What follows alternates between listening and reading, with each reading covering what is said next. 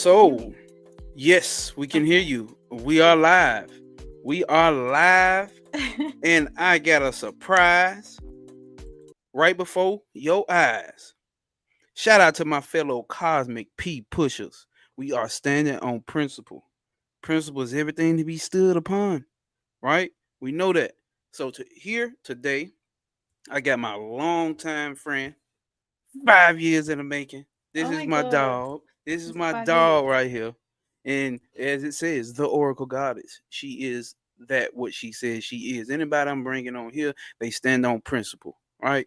We got that understanding. And I'm going to give her a little bit of intro of how I met her and how it's becoming into this 5 years. How she's such a great motherfucking friend. You need to get great friends in your life. You ain't got great friends in your life. You need to switch your circle up. So here is my friend Nariscia. The thing about it, you'll see when she starts to speak. She's not from America. She's not an American nigga like me and you. She's not like any other niggas on the plantation. You can't treat her like any other nigga on the plantation. Ugh. Cause she's not like any other nigga on the plantation. But um 2020, y'all. 2020, when a lot of us were going through a lot of breakthroughs, obviously with what was going on. I don't even like to use that word to get my shit flagged, but you know what happened in 2020. And during that time, there was a big shift happening because everybody was in the house, right, and having a lot of self reflection. Hence the title today. A lot of self reflection was going on during that time, and also people were able to link around the world through this app called Clubhouse. Clubhouse. Do y'all remember Clubhouse? I don't. I think it's still going. I don't know. I don't get on there no more. But it was an amazing link that actually aligned during that time because, or was that in 2021? A couple months later, when like all the planets lined up. Um, was that did the planets line up around? It aligned up around the time that we met. Just put that like that, Yeah. and a lot of people made a lot of connections on Clubhouse, and I ended up having a group of friends that I know now are going to be lifetime friends, like her, O'Dane, and Kunaga. Y'all have seen Kunaga on my page already. He did the 40-day fast. He'll be on here even more. But we all created a friendship, a loving, a caring, a understanding, and information sharing type of friendship that we built upon. And Nariscia was the queen of that friendship.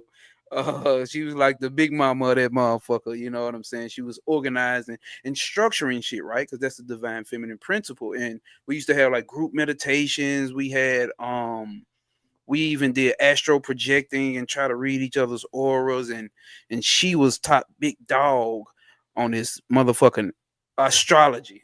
Like I'm gonna tell you that right now. Like put it like this: she know my chart better than I know my chart, and y'all done heard me reference her plenty of times on my channel about being my personal astrologist. She's not, but she is. Cause even if she don't want to be, she is.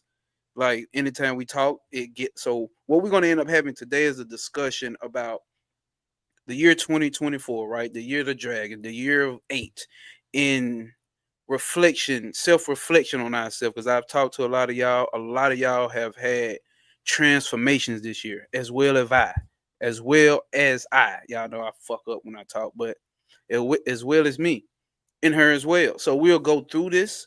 We'll talk about this. We'll get a little bit personal with my chart. I was willing to sacrifice and put my chart up and open up the discussion with that. But first, I want to let Narissia give herself her introduction. So, Narissia, you got the stage. Thank you. No way. Hi everyone. I'm Nariscia. I'm from London. Um, yeah, so I'm an artist at heart, and I'm also an astrologer, and I love to learn. So I love anything that requires me to learn about myself and the world around me and the people in my life. And astrology is definitely one of those topics that really like pulled me into myself and expanded me. And every time I learn even more, I'm always a student, even though I'm teaching it as well. Like I'm always a student. There's always something to learn from it. And it just blows my mind all the time. So I really fell in love with astrology, and I just see it in everything that I do. And with art, art is just always been a part of me. I've always known that I'm an artist since I was a really young child. So I've always been on that journey, and now I've sort of like blossomed into loads of different forms of art.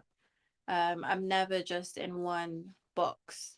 So I'm also a movement artist and I'm an art model. So I pose and people paint me or draw me or sculpt me. And like, it's an amazing profession. Like, it really opened me up as an artist.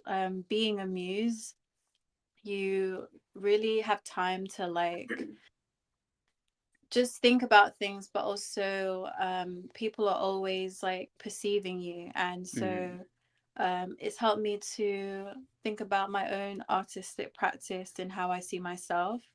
And especially now that Pluto has just moved into Aquarius, I'm a Leo sun with an early degree. So Pluto is going to be opposing my sun for a while. And Pluto is the planet of transformation and Mm.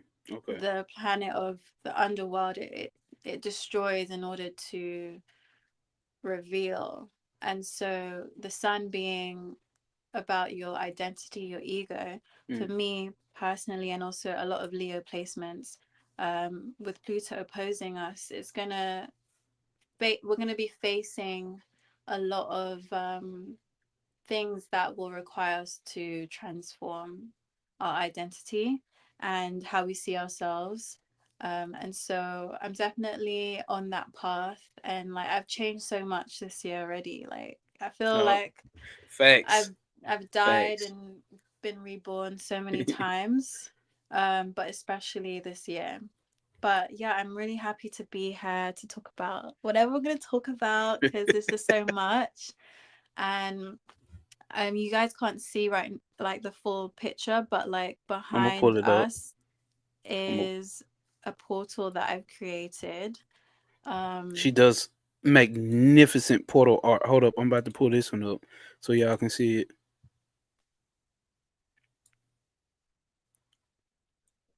yeah, I Give me a like second. to create Is it showing? portals. I don't know. Would it show for me? It says browser cannot access the screen without capturing the screen. See if it, damn. Let me try it again. Let me try it again, y'all. It's that Mercury shit. Mm. It's that Mercury shit. Damn. I have to go It's back and okay. put. No, it ain't. I No, mean, it ain't. I as I want was them to see saying, it. Go ahead. Yeah, go ahead. the Finish. so during the pandemic, I transitioned more into digital art. I'm originally an abstract painter, but because of the pandemic, it sort of forced me to go more digital. And I started creating these intricate, very detailed portals. And um, this one in particular is really beautiful because I embedded binary code into it.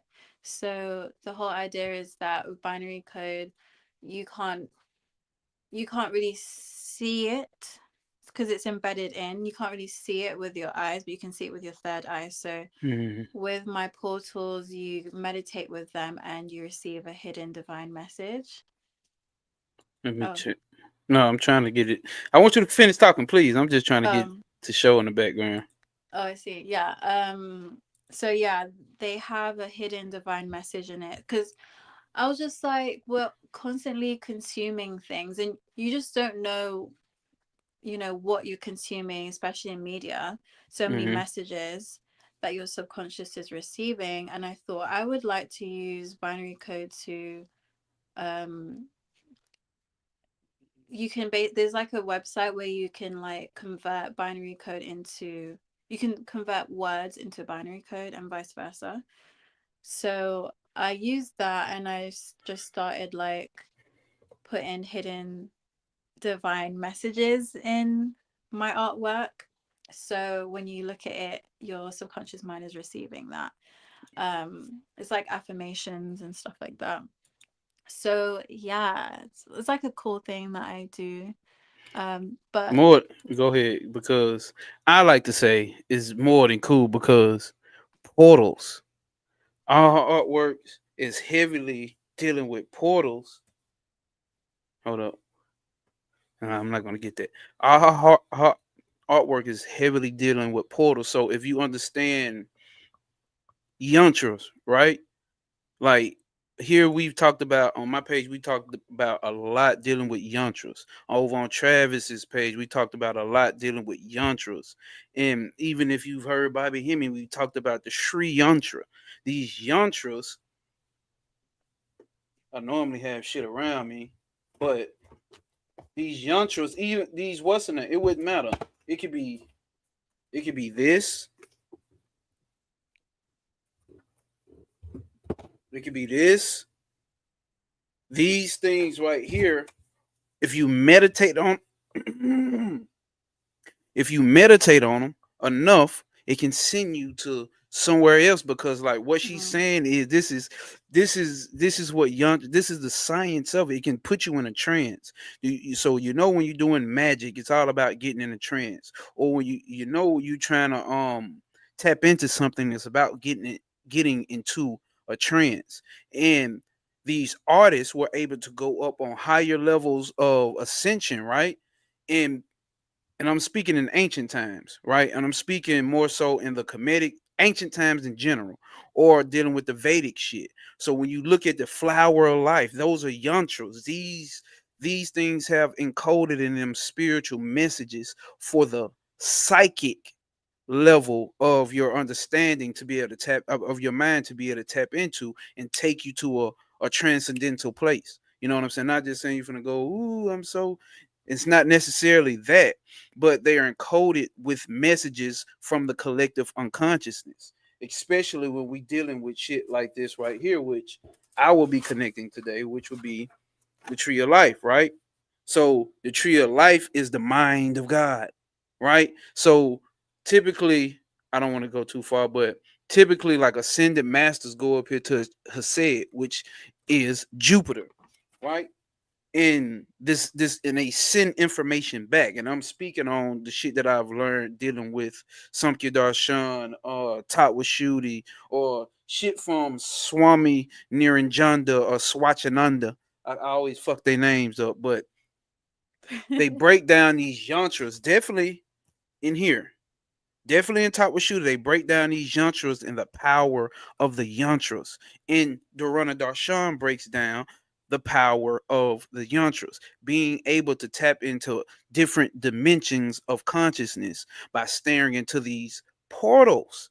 Her artwork mm. is portals. So, Nariscia, hold up, because I'm going to take us off stage because I want them to actually I stare was just into this about to portal. say that. Yeah. I'm going to have to Okay. take us off stage so they can do it. Hold up. Hold up, y'all. Y'all see me? Hey.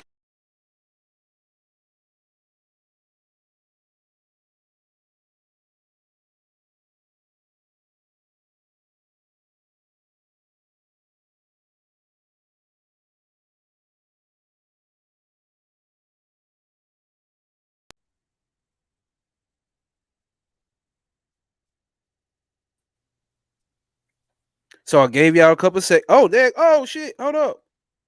Let's do that again.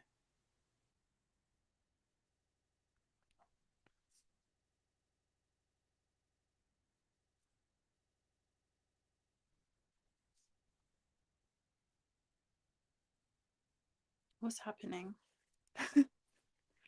Oh, there you I go. don't know. I was trying to do it look like a head where I can make me small and make you big. Yeah. Oh, my yacht mystics. Peace. Trav.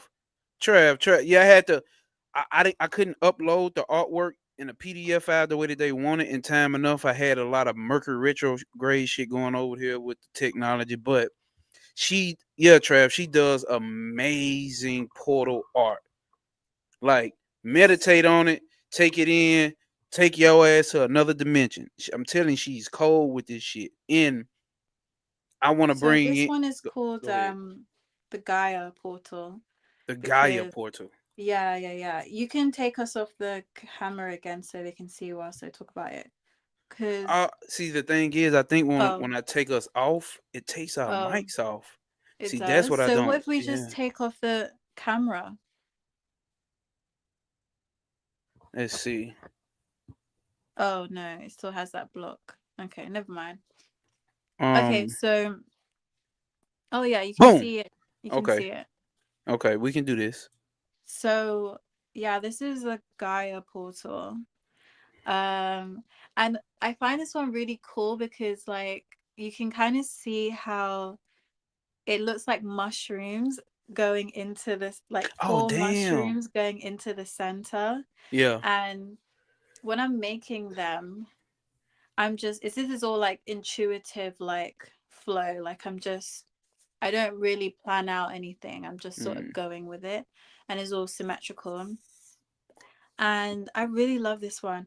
The message that's embedded in this one is I am grounded in divine love. Um, but yeah, and for the portals, they're so because we literally come through a portal to come into Mm-hmm. this world. And so like I I'm always sort of creating like portals that kind of look like this, like a vagina. Mm, yeah, you Or do. like uh and like or like very circular things or like flowers and like because from the center it like comes out but then it also goes in and yeah, like these portals are meant to help you to travel somewhere else but Mm-hmm. through because like when you're in the subconscious it's so vast, it can be consuming and it can also be scary, you can get lost there, and having portals helps you in the journey like Mm-hmm. safely to get you to the next one. And so I've made quite a few, and during the pandemic when I got more into digital art I got into NFTs, so Mm-hmm. I made these into NFTs so they're on the blockchain. They on the blockchain. Damn, I hate Yeah. when this shit do like this. What? You continue talking. There you go. um yeah, it's on the blockchain as well. So and now that we're like Pluto's moved into Aquarius, I sorry, when Pluto retrograded and went back into Capricorn, I did sort of move away from digital art a little bit Okay. because I wanted to reconnect with the physical a bit more. Mm-hmm. And so now that I've sort of reconnected with my body as well, like my vessel has become the portal. When I'm like modeling, I'm an art model for those that didn't hear earlier. Mm-hmm. I pose and artists will paint me and draw me and sculpt me. And so when I'm in the space, I'm like embodying that divine feminine energy of everything and nothing because they are being inspired by my vessel to Mm-hmm. create something from them, but it's coming from me. And so I've become the portal in that sense. So their And interpretation of what they see in yeah, you. exactly. Mm. So as a Leo as well, it's like I'm in alignment with that, like, because I'm the Mm-hmm. sun. Like I just have to be by just literally posing. All I have to do is be. I don't have to do anything. And it's quite an honor as well to be in that kind of position to just be and allow others to create from your beingness. And through that whole experience of becoming an art model, it has informed my own artistic practice, and I'm experimenting and exploring how I see myself now. Mm. So, but I Mm. definitely want to take my portals more into the physical now. and I'm exploring how I can do that. So it's quite exciting to go back now that we're in retrograde, like just to go back and see what I created. It's it's like Oh, my legacy. It's like timeless. see, and that's the thing about it because, like, especially dealing with this art, and I want to deal with the existence of human existence, the consciousness of the collective unconsciousness of humans. Art travels. Art literally has to be an entity. So I would say there's a art. Follow me here. I'm going to the listeners. I'm going somewhere abstract because art is abstract. That's why I love our art. It's abstract. You can interpret something totally different every time you look inside of this portal, right? Time travel, art time travels. Music is art, right? You know what I'm saying? And then you get the physical drawing of art. Now art is going digital. Art time travels. It's a part of human history that's always been here. Makes you kind of think, is it pre-human history? Is it pre-human consciousness? This shit is art is art the vehicle in the destination? Like that makes me think: is art a vehicle in the fucking destination? Because it travels across, and it's something itself that is something that's traveling, and it travels through. Her whole art thing here is a portal itself, so you can travel through it, and at the same time, it's art itself. These like yantras. These when you see the Ankh, when you see a pyramid, when you see when you see whatever the fuck you see of these ancient artworks, it travels through time. And as you can see over time, people have different interpretations of these artworks. I can look at this and get something. She's gonna look at it and get something, especially since she's the creator. And then I take this shit to somebody on the street, and they can look at it and get something totally different. What you say? To me, this one looks like being Being the the earth earth. Yeah. itself, looking up at Kether, past the mushrooms and flora, a connection from bottom to the top. Damn, see what I'm saying? And then, okay, and I can see something like that too. Now that you say that, Trav, because I see the four different, like the cross, like, because on Mm. Kether it has like four different representations. Let's see if I can pull it up. See how it breaks up into four different pieces, four elements, the four Mm. elements of of manifest reality. Like this is what I'm saying. Like It also every, has all the elements in it because it has like you see the earth, but you see the fire see and you see the water, and it's water. also it has a wispy, airy feel to this brushstrokes at the end, like Mm-hmm. air. See, that's why I So wish we can show it without our face being here. We can see the whole thing, but it's all good. It's all good. Cause y'all can. I need y'all definitely. I got her links in the bio, and we'll mm, get to that later. But I got her links in the bio, and you'll be able to check out her artwork as well on her socials. But like, this is this is this is profound shit, man. You gotta have a good team of people around you that do different shit that inspires. She's an artist. She inspires me.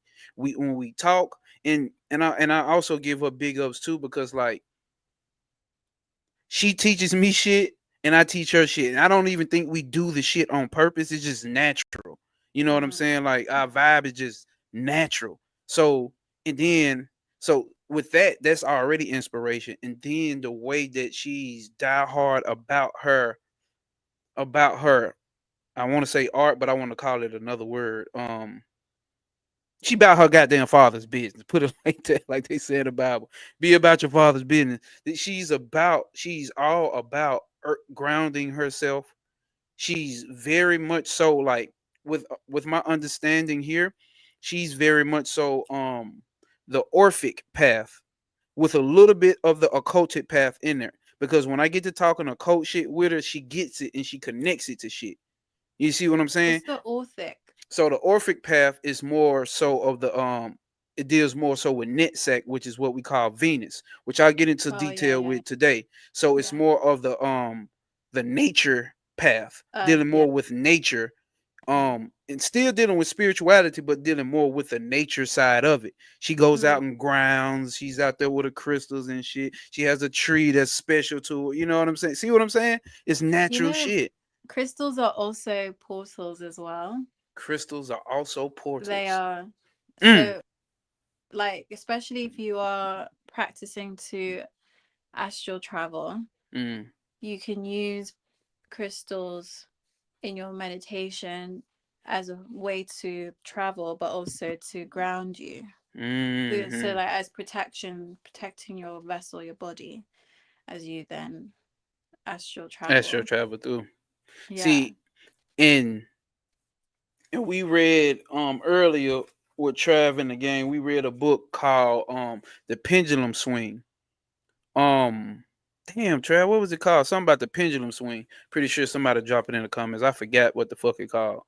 Um, but and it was breaking down like because we got to understand everything on this plane has consciousness, right?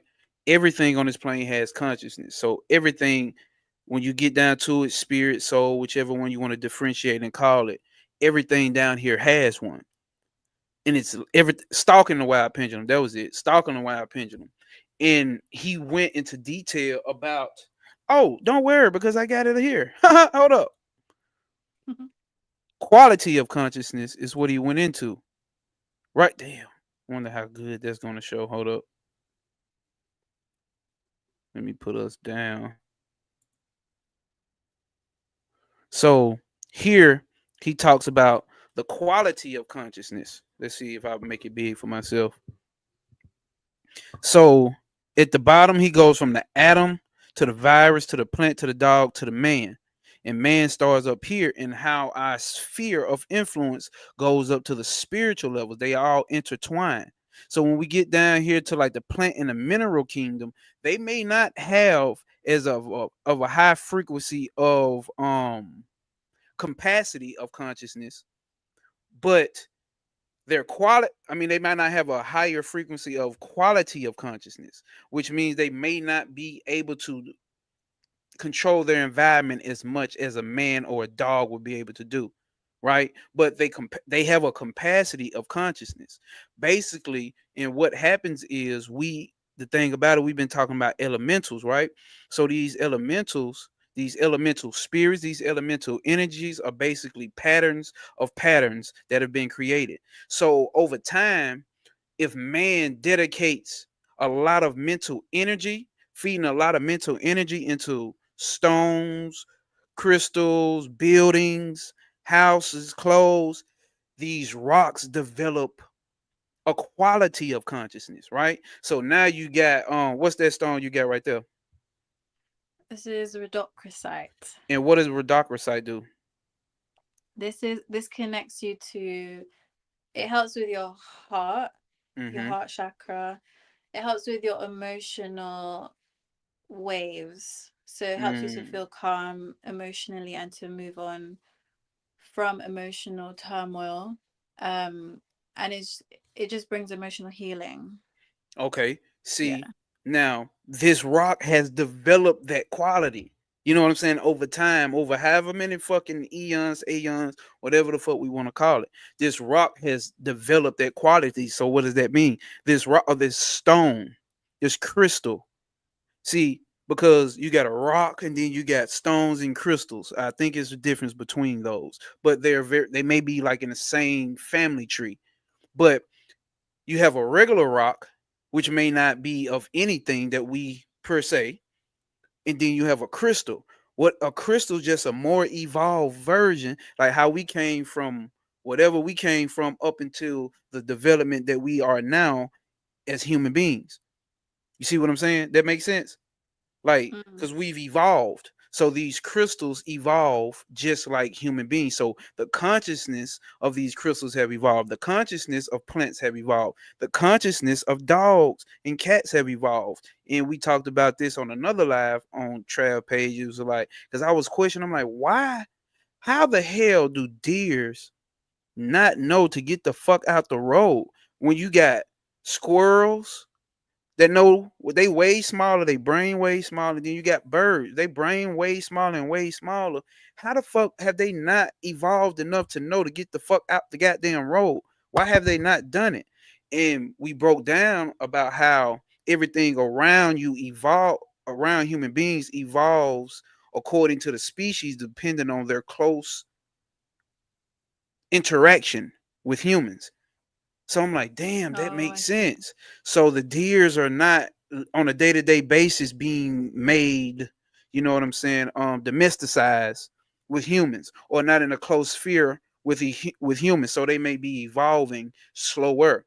So that's what I'm saying about with these rocks or these stones or these crystals. The fastest, so-called the fastest evolving thing on this planet may be human beings. So the human beings around here are evolving the things around it, especially if they put the energy into these things. See what I'm saying? Does that make sense, y'all?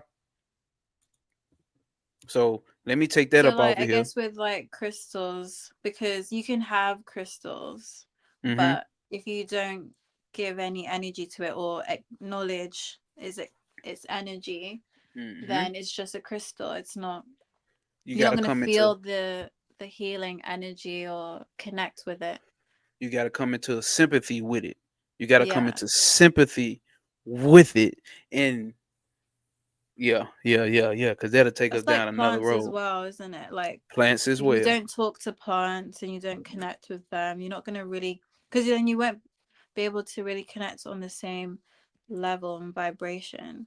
But when Mm-hmm. you do, it's like it opens up a whole other world because you become into that awareness of wow, this thing is alive. Alive. See, I remember it was a movie. I can't remember.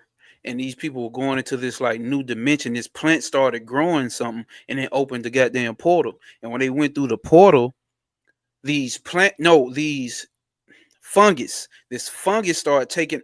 Fuck it. It's one show. It's a show where these mushrooms, these cordyceps mushrooms, took over the planet and started latching on to human being minds and actually controlling the human beings. So they were zombies, but they were made. It was just the cordyceps mushrooms took over the mind. So these mushrooms evolved enough to attach to the brain of human being, took everything out, so it couldn't here we go, it couldn't take on the physical form of a human body, but it found a way to break through. That Mm. is some shit that we have been going through with this book right here, Outside the Circles of Time by Kenneth Grant. The great old ones trying to find a way, the titans, the dark gods that existed before the gods, trying to find a way to come back into reality. They just couldn't latch on. They couldn't latch in with the physiology of human beings. So they got to find other ways to break through. And we already talked about it one time before, but like, hey, that's another story to get into. That's another story to get into. But I wanted to make this crystal clear here and tap into, like, we got to understand everything around us has consciousness. So, with that being said, her artwork has consciousness. Consciousness has been put into what was we at first? It let me do the shit. Now I want to disappear. There we go. You know what I'm saying? So a certain amount of energy has been put into this, and a certain amount of understanding comes from someone when they see it, depending on where their level of consciousness is. Everybody can get something totally different if we stare into this artwork or this yantra or this portal, as she likes to call it. Mm. So, Yeah. I think that like the visual of something is so potent, and mm-hmm, especially to be able to connect with the energy and align with the energy, like just as simple as like changing your phone lock screen mm, and putting an image that like represents something that you want to embody. You then start to replicate that energy, and it just goes with seeing it. So like mm-hmm, you don't have to, you're not like constantly aware of it. You are when you see it, but like Yeah, exactly. I It's keep it on there. the shit. So it's like your third eye is seeing it constantly. And so Mm-hmm. that's what makes a bigger difference than just like your eyes. But the Your visuals are mind's eye. so it's so visuals are so is a great way to um amplify energy. Um Yeah. No, it yeah, it's a really great way is to amplify it. amplified. See, and damn, and that deals with actually that deals with fire. That deals with the fire element. Especially when you get to tapping into top with Shooty. That's why when you look at Shiva and they talk about Shiva in his third eye, if he open his third eye, he burn all this shit. He burned the whole existence down when he opens up his third eye. That's why they don't want him to open up that third eye. Cause Is he that like kind of like in X-Men? I mean, it's not his third eye, but the guy that has is it what's his name? Cyclops. Yeah, yeah, yeah, yeah. Cyclops, yeah. So and that's a fire element that comes out. Yeah. See, damn, I didn't think about that. You see what I'm saying? So that's the mind's eye. You see what I'm saying? So and that and when we talking about, especially now reading more of the unfortunate and getting more into other occult shit, she speaks on the importance or Israel regarding. They speak or Ophil, you know what I'm saying? The art of getting things through creative visualization, getting material things through creative visualization. You these Mm, elements that we're talking about, this is what psychism is. People like to think psychism is something else, but it's actually just the subtle parts of different five senses. So you have subtle sight, which would be your third eye. Then you have subtle hearing, which would be what they call the inner ear, or hearing your mm, higher self talk to you, not hearing voices talk to you and confusing them with spirit. It's or mm, confusing them with God giving you this. What's the name? It's your higher self that you're listening to that's voicing these in. But obviously, you have to get practice and understand how to do that. Shout out to mm. Travis Major's elemental course. I would definitely say take your ass over there and take it. Go to his page and take the elemental course. But get in rapport with your higher self. That's what you need to do.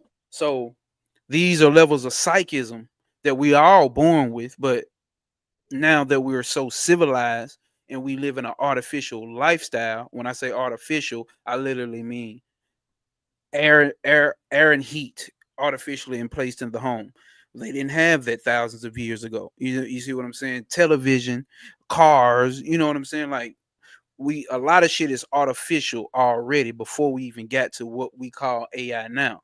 So a lot of But it's those things. also because like with technology, it's Hmm. great, but it's also you're constantly receiving a lot of information, and Hmm. so you don't have time to clear out and be grounded. So Hmm.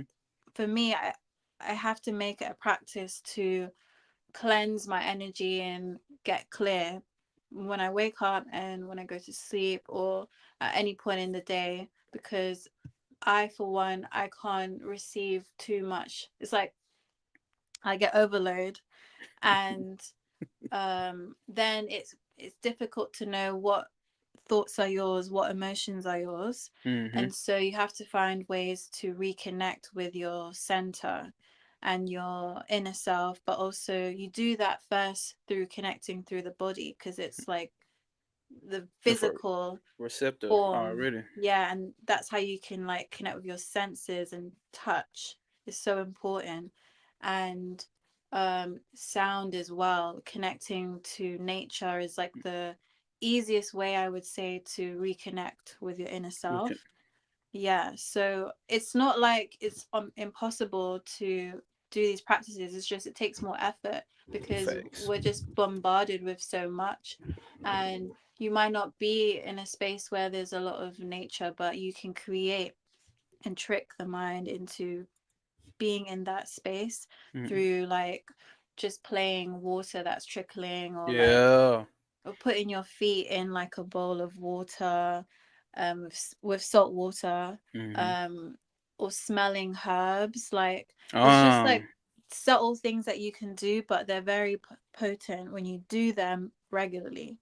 And you just have to start incorporating those things to help you to reconnect always and come back to yourself always. So you can be in a chaotic space or in a space where there's a lot going on, but you already are like connected to yourself no matter what space you're in.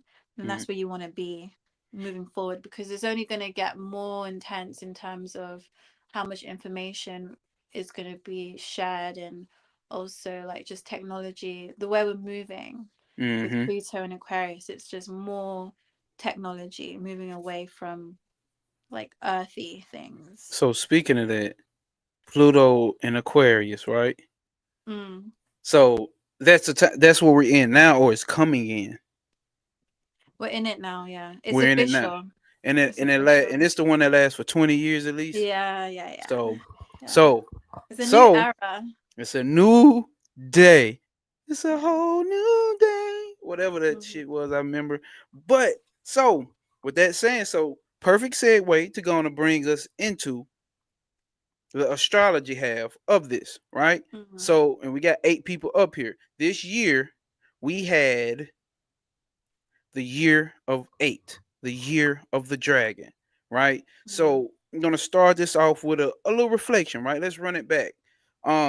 The year of the dragon, the Chinese zodiac of the year of the dragon, and I'll say this: this happened November of last year at least. Um, when I got this sigil that I didn't show a million times, I just showed on my phone that came through with me dealing with spirals, dealing with what do you call them?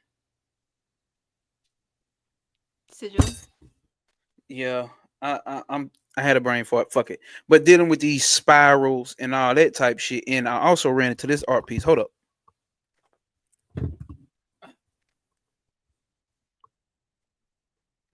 Don't y'all go nowhere. Don't go no goddamn where. And I ran into this young artist who's about like 8 or 9. And he has a 3D printer. And the young guy comes with this. Hold up. Mm. Boom. The dragon. Like, I'm like, what the fuck? Hell yeah, I'm finna buy this up off on about like $40. Why would I not? Why the fuck would I not? Do he know what he created? We talked a little bit, and like he seems like he's gonna be tapped in. He's pulling shit from his subconscious mind. I'm tell you that now. So ran into that. Okay, after having that happen to me, then hold up, let me take it off of solo. Um, so then time passed, and I end up having this dream. And I had told Nariscia, she was the first one I told at that time, and I had this dream. And listen, when we have dreams, just understand like the astral plane deals the element, the substance that makes the astral plane is light, but this light is the substance of this light is emotion. And then you have the etheric body coming from the moon, dealing with the moon, who creates the outline structure. So it gets, once it passes the etheric, dealing with the moon, it goes up into the astral plane, and it's filled up. It's like a coloring book. It's colored in with colors and light. It already has its forms. It comes in with color and light, and it's filled up with things that you already having so-called an emotional effect from, or some type of connection to. And this is how your subconscious mind talks to you. That's the only way your subconscious mind and your spirit can talk to you, through signs and symbols. Remember that, for those that don't know. And I had this dream. This girl I used to have this huge crush on back when I fake went to college, Tennessee State University. And she showed up in my dream, and I was at my dad's house. She pull up, and I'm gonna run this real fast. She pull up, and she actually like tears of joy started coming down my eyes. She walked up to me, she pulled up in his Jeep, walked up through the gate, came to the front door, and we just hugged, and I picked her up. Like, it just felt so surreal. I'm like, what the fuck is this? In a dream, I'm thinking like, what the fuck is this? And as I put her down, she handed me a card. In the card, I got the shit in here. I think it was either Venus or Mars. One of the two, I can't remember. It was either Venus or Mars on a card. That's all it said. Venus or Mars, I can't remember. And when she gave it to me, and I remember her in the dream saying, like, she literally said it like this. She was like, yeah, because you know they got something to do with the dragon and the number eight and this and this and this and that, the number eight and dragon. And she said it just like that. Like, you know what I'm saying? They got something to do with this and this and that. I'm like, damn, okay. So in my after I woke up from the dream, of course I remember the number eight and all that. And it's like the dream shifted. Now she had this long trench coat on and she swung it off of her. And then on the back of her, she had eight dragon heads tattooed on her. So she had like seven going around and one in the middle. It was eight dragons. I'm like, what the fuck? And then I just remember I was walking off and hopping in the Jeep and just riding off in the sunset. Like just riding off in the sunset of that motherfucker. And I remember telling Nariscia about, I'm like, what the fuck is going on? This and this and this and that. And we just got to connecting shit at that point. And when I say the year 2024, 2028, I could not stop seeing dragons. Like back to back to back. If y'all follow me on Instagram, you've seen it. Back to back to back to back. Having dreams. And I remember one dream. Literally, I was at my old school, fifth grade, waking up, going down. You know, like when they have art, you do art in class, and then they hang it up on the wall inside the hallways. So, and I was like, damn, why my shit ain't up here? You know what I'm saying? I'm like, she was like, well, you didn't do yours or something like that. And then I remember just like, okay, well, fuck it. And then going by the books. And when I went to the book section, no bullshit. When I went by the book section, there was a book that said dragons and monsters. I wake up. I wake up the next day, and I was talking to somebody on the phone, and I was reminding them of the dream. And I'm like, hold the fuck, let me look on Amazon. I just typed in dragons and monsters, and I bullshit you not. The dragon was on the book, just like how it is right here, holding around something, just like this. I'm like, Wow. what the fuck is going on? So I bought the book and I went through it. It's like it's actually a child's book dealing with the Western name. So I ain't gonna give y'all that breakthrough yet. I ain't ready to tell y'all too much about that, but shit coming through from the dream realm, falling over into the Hmm. physical realm, and this dragon dealing with this number eight, these cycles. If you watch my YouTube, I already have a video dealing with the life cycle and the life. I'm a life path eight. I didn't fucking connect all of this and connect it with other occult shit, which I've done. Y'all watch that. And it And you end up, look like a dragon and I look like a with your fucking hair, dragon. yeah. Oh, you for real? But you know, okay, so I'm reading a book series. The first one is called Fourth Wing, and Okay, I'm I now seen you post reading that. Iron Flame, and it's to do with dragons. For real? But yeah. But remember, I had a dream as well. It wasn't this year. It was like maybe it wasn't a dream. I had astral projected. Mm-hmm. I no, it started off as a dream, and in the dream, I got scared in the dream I'm because here. there was something in the water. I was in a room, and there was something moving in the water. There was water coming into the room, and it was starting to fill up the room. I And I could remember see this dream. something slithering in the water, and I could only see parts of it. Looked like an eel at Yeah. first. You could just see the silver of it.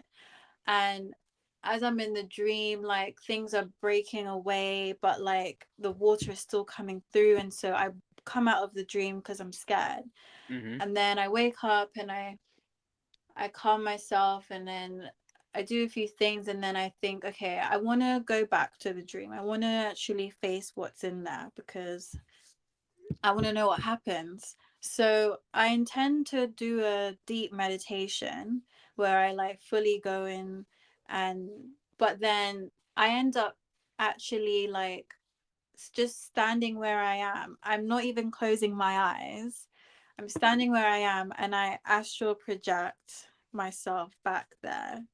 so that I can Damn. finish it and see what was in the water. So I say I want to see you.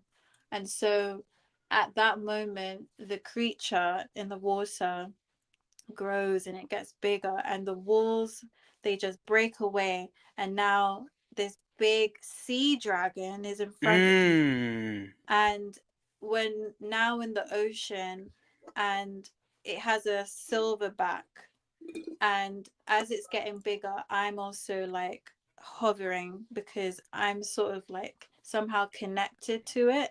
So Mm-hmm. it's like as it's getting bigger, it's I'm rising, and then we are in the middle of the ocean, and I'm on the back of this dragon, and literally I can't, as you can't see that far into, it's just nothing else is around us, it's just us.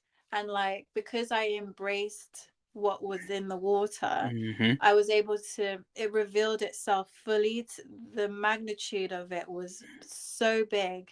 And in that moment I realized that that was the physical embodiment of my Of intuition. your intuition. Yeah. And so from that point on, that's what I connected my intuition to.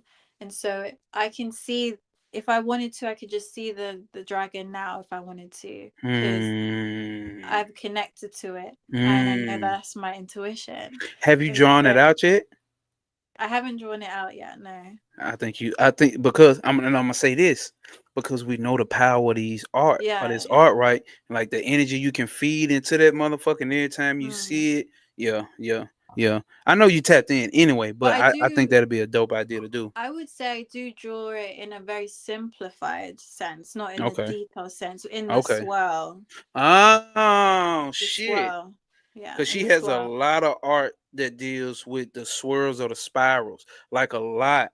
Like that's like in like I told y'all earlier when we start reading on Trav page the cosmic doctrine and how and I came up with that sigil with the spiral and everything, and she reminded me this year that I drew it. Now this was before I ran into Trav page. Earlier this year, she was showing me all her portal and spiral art that she's drawn over the years, just in notebooks and just random shit, not random, but random shit everywhere that she had. I'm like, hold up, I got some shit like that. I came up with a sigil like that. I went to go and I'm tearing my room up and went to go find. I'm like, damn, that's what the fuck it is.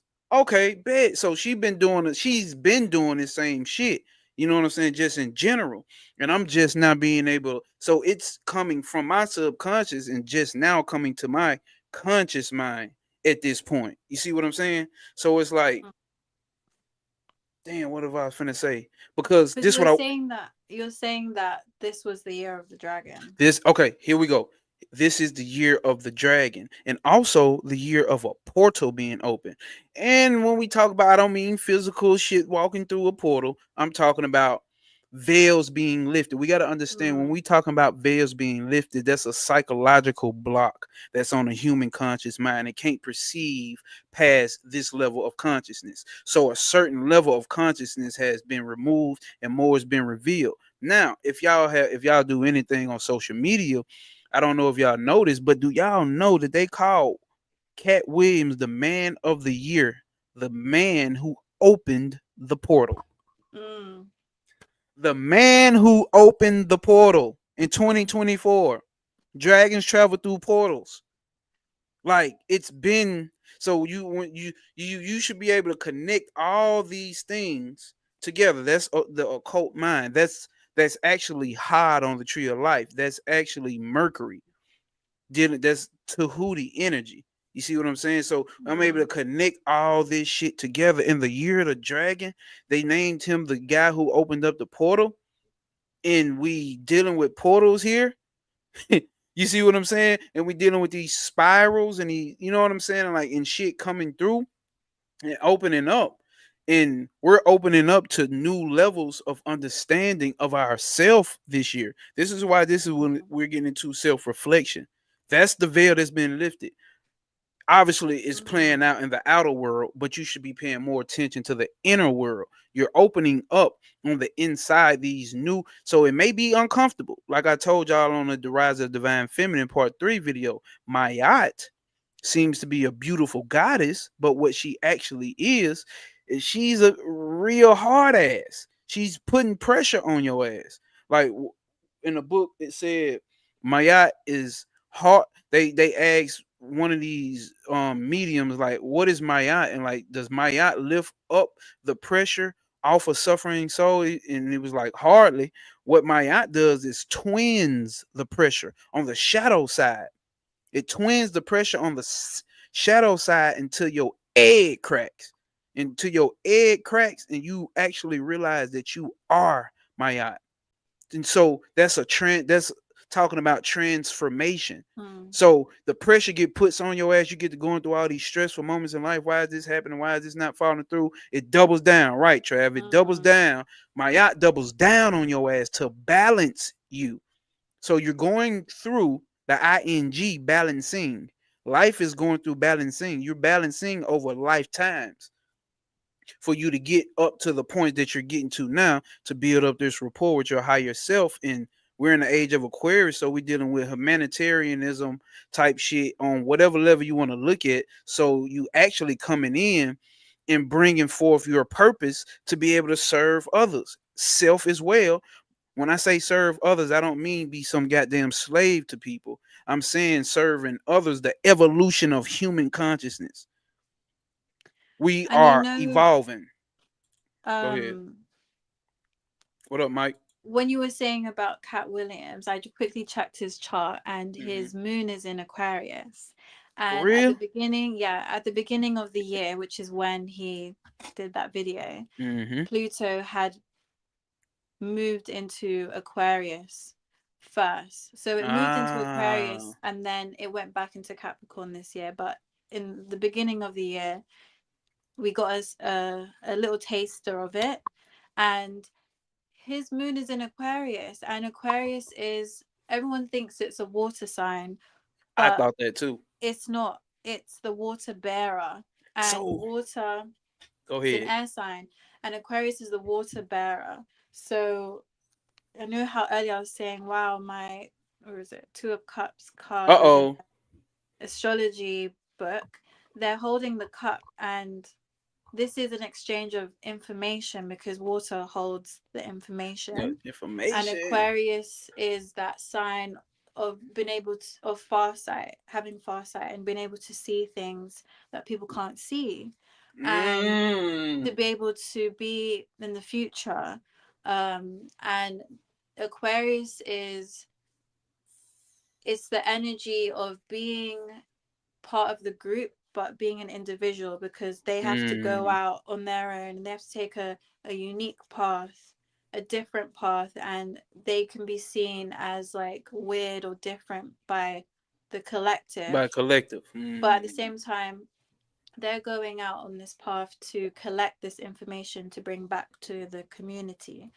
And so Cat Williams having a moon in Aquarius, which See, is the moon representing the internal world, that's what I the, was going to get into. and Okay.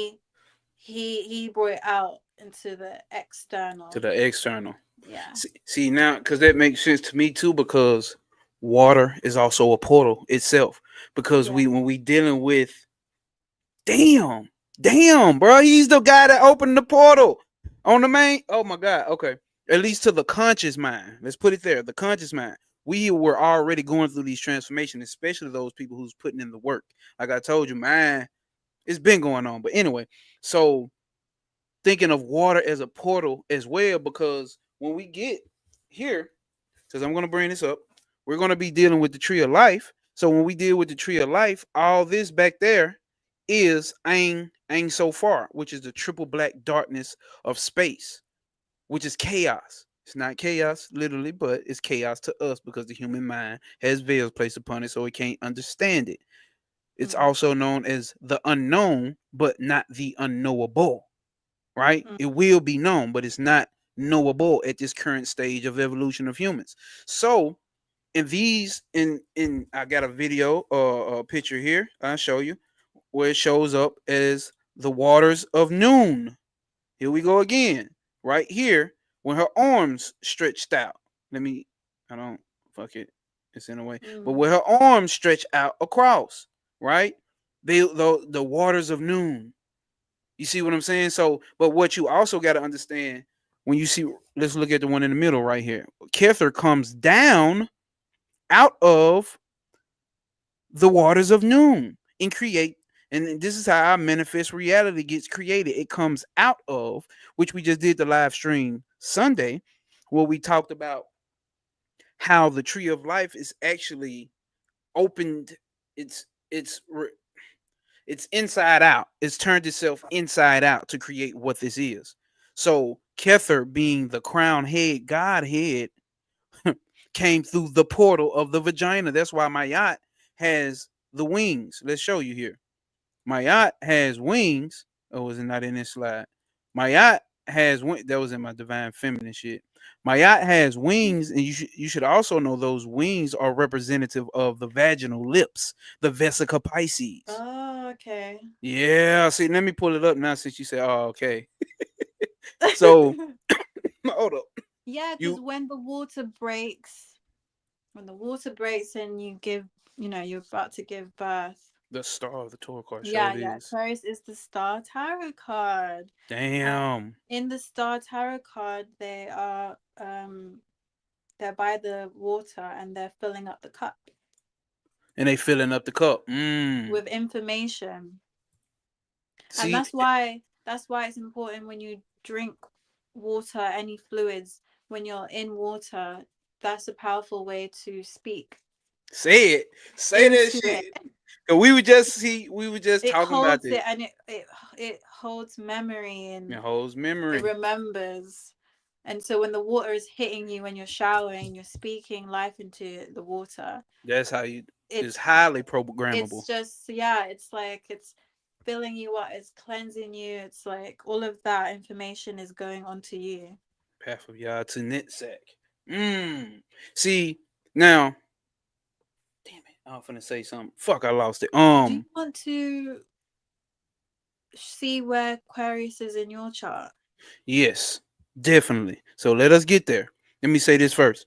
Let us definitely get to that because that is what this show is about. But this is how we talk though, y'all. Like this what I'm saying. Like the energy already flows like this. We've been talking like this for like the past 5 years. The energy flows like this.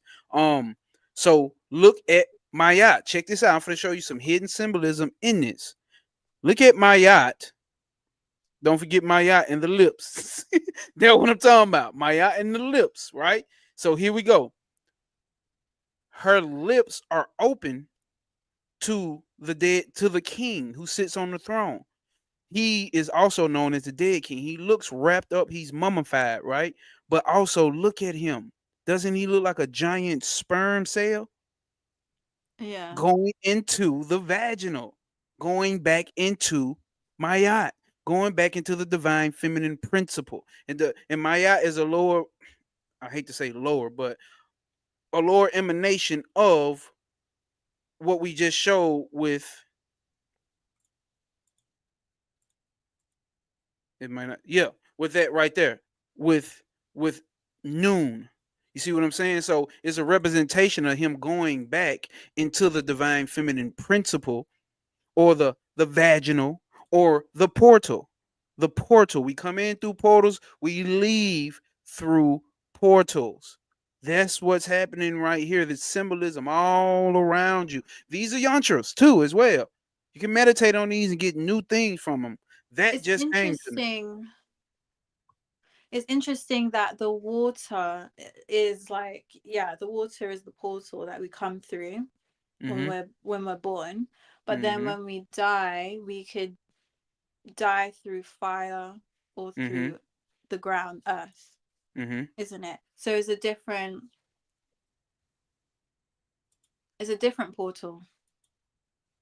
When you die through the fire, Okay, when you die, you mean literally by being burned up? yeah, yeah, yeah, yeah. Okay. When you're cremated and because fire is another really amazing way of transforming. Mm-hmm. But Facts.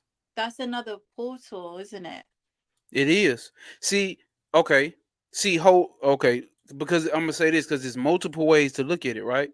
So you got that portal, right? But the whole that's and I bring it back to the tree because whole existence exists in water.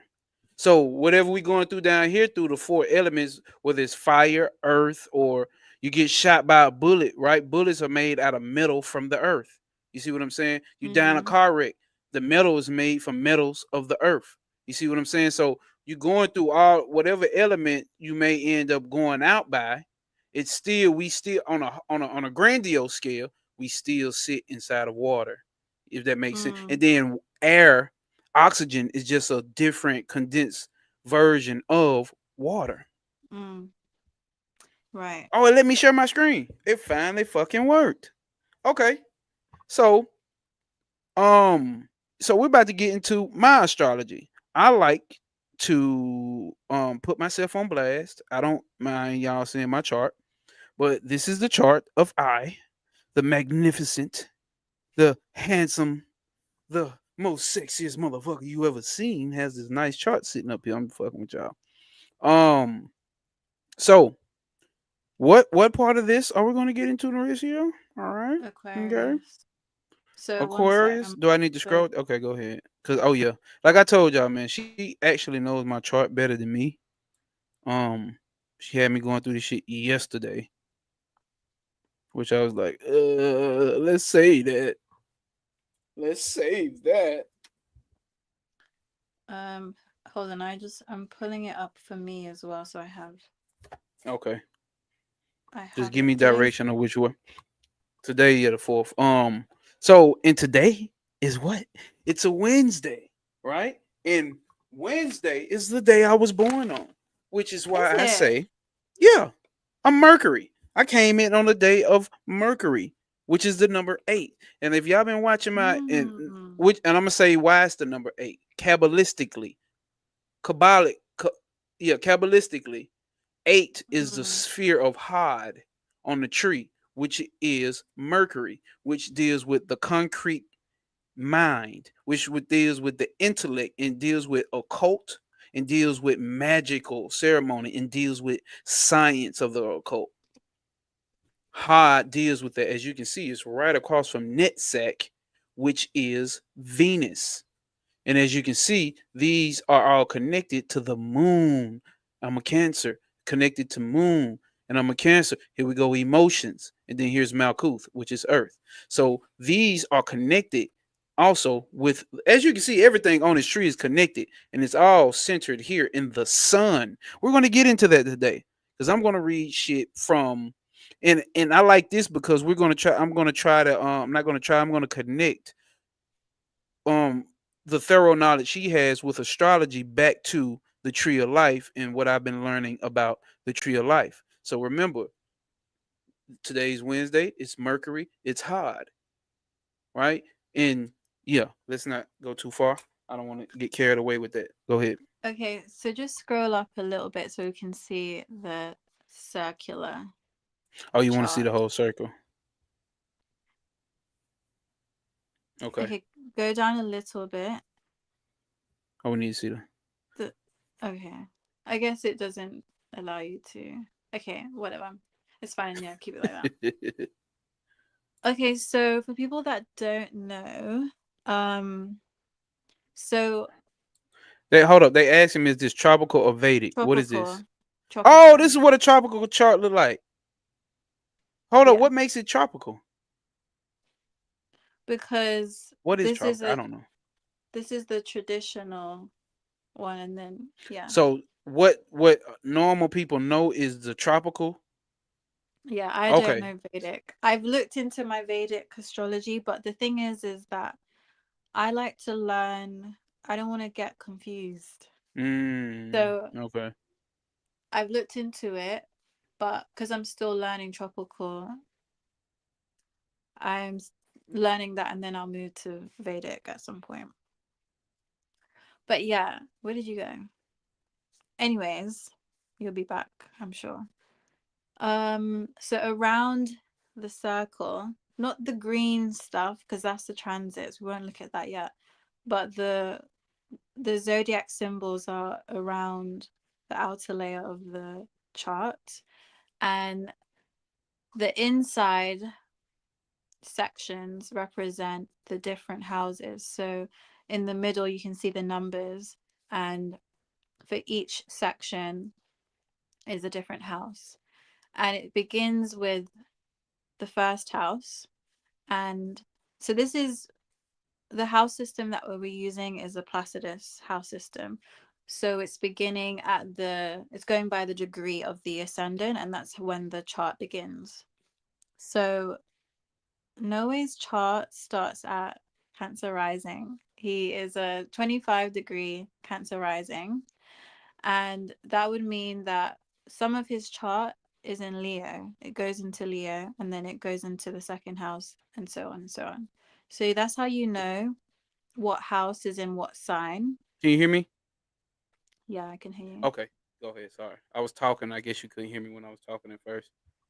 So when you go by the Placidus house system, because it's going off of the degrees, and there's zero, it starts at 0 degrees, and then it goes up to 29 degrees for each sign.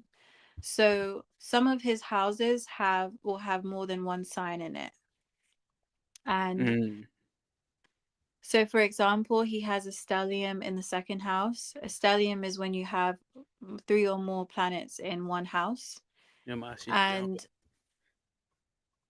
so I already know the symbols of the planets, but you might not know the symbols. So Jupiter is in there and Mercury is in there, and they're in the section that's still covered by the Leo sign. So that's how you Mm. know that Jupiter and Mercury are in Leo.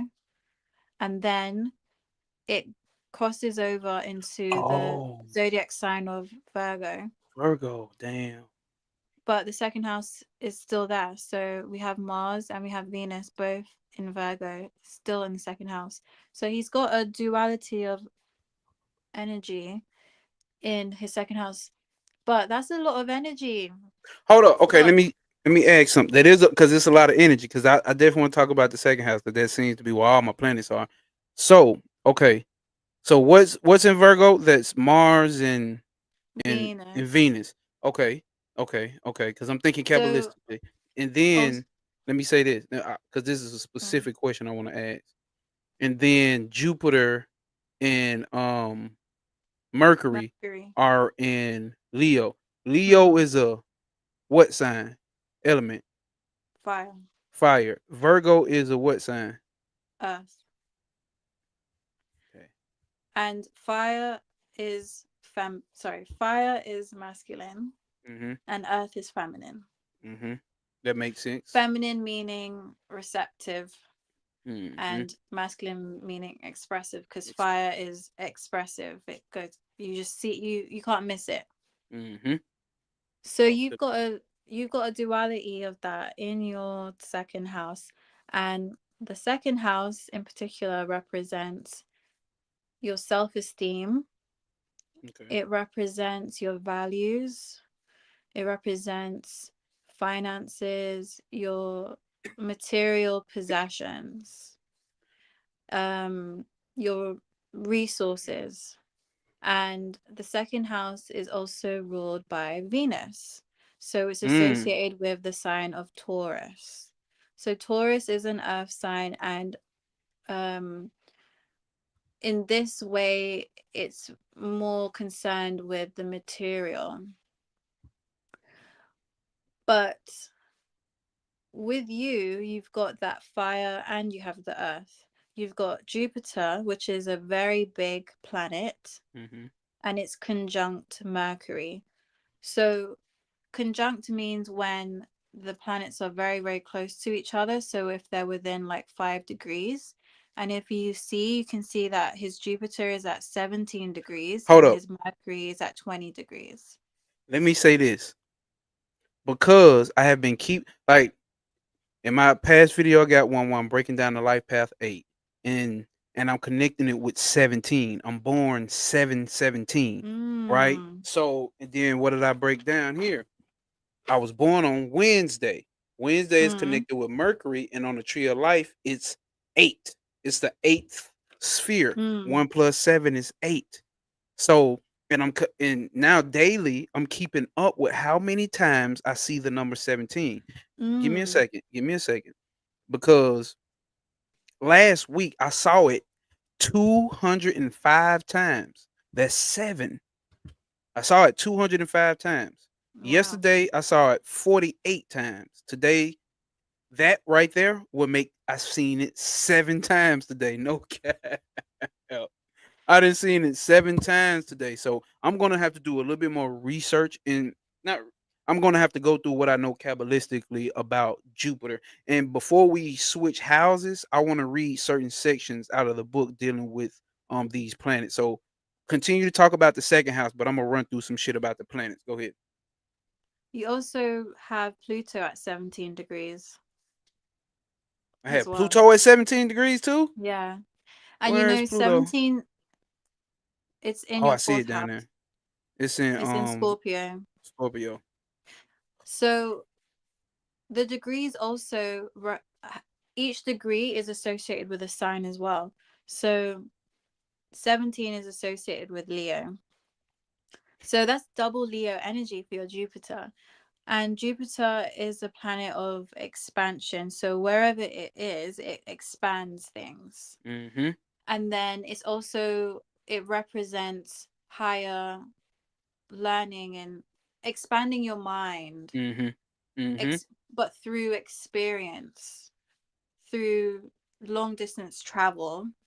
Whereas Mercury is the lower octave of Jupiter because it does represent the mind, but it's the lower mind, the earliest stages of the mind. So whereas with Jupiter you would learn through a teacher, a Mm-hmm. mentor, through experience, Send actually it, going out into the world. send it, Mercury master. is Mercury is through learning through books Mm-hmm. and through your local environment. And you have both those planets conjunct each other in the second house. So you value both I value this, both of those types of learning. the higher learning in the like Lower. in the lower learning is what you're saying. Yeah, yeah, Okay. yeah. I see that. And I see that. Mercury is also the planet of communication as well. So Mm-hmm. you communicate in a big way. You Mm, communicate, it's in the sign of Leo. Leo is all about like creativity and the light. So you can speak light into yourself mm. because the second house is to do with your self-esteem. So you can use your words to really motivate yourself, and in turn that will motivate other people as well. um Okay. So okay, you're not done. Go ahead. no, I no, should go have been on. taking notes Oh yeah, you because should have. I should have I because mean, this is recorded, so it is, but now because there's certain shit I want to bring up after you finish speaking. Because that lines up with what I've accepted my path to be. This right here, doing what I'm doing here right now. You see what I'm saying? mm, Like bringing information that can help other people. You know what I'm saying? Because mm, I have no problem with speaking life into myself, but now it's time to. I forgot what he said in that book. I want to know in order to serve. I want to know in order to help other people strive to get to know their self. And during that process, I get to know myself even more. So it mm-hmm, works. You see what I'm mm-hmm, saying? It works. So this has obviously, like, I like to tell people, like, this is your contract. Like, this astrology shit, which I'm not the best at, I admit, and I'm learning, but this is the contract that you came down under here under. Like you chose this contract. The only thing is you forgot the terms and conditions. So you got to be reminded, mm, and you go through this level of learning that I'm bringing forth, that Trav brings forth, that Nariscia brings forth, that fucking brother Panic and Fia Valentine, and all these teachers and Bobby Hemmett that they brought forth for you to bring it back into self, not to go to Nariscia and get an astrological reading or tarot reading or a reading from somebody else and just depend on them every time. You bring your ass Mm, back and take it inward. Take what you take from us or anybody else and mm, take it inward, and then you work your ass. Yes, so, yeah, bro. She do chart readings in the comments. You will see her links. So you will see her link to give a donation, and you will see the link tree link to go to her websites and everything to where you'll be able to contact her. But coming into this understanding, it's not even that I'm coming into the understanding. I'm coming into the exception of this year because like I acceptance.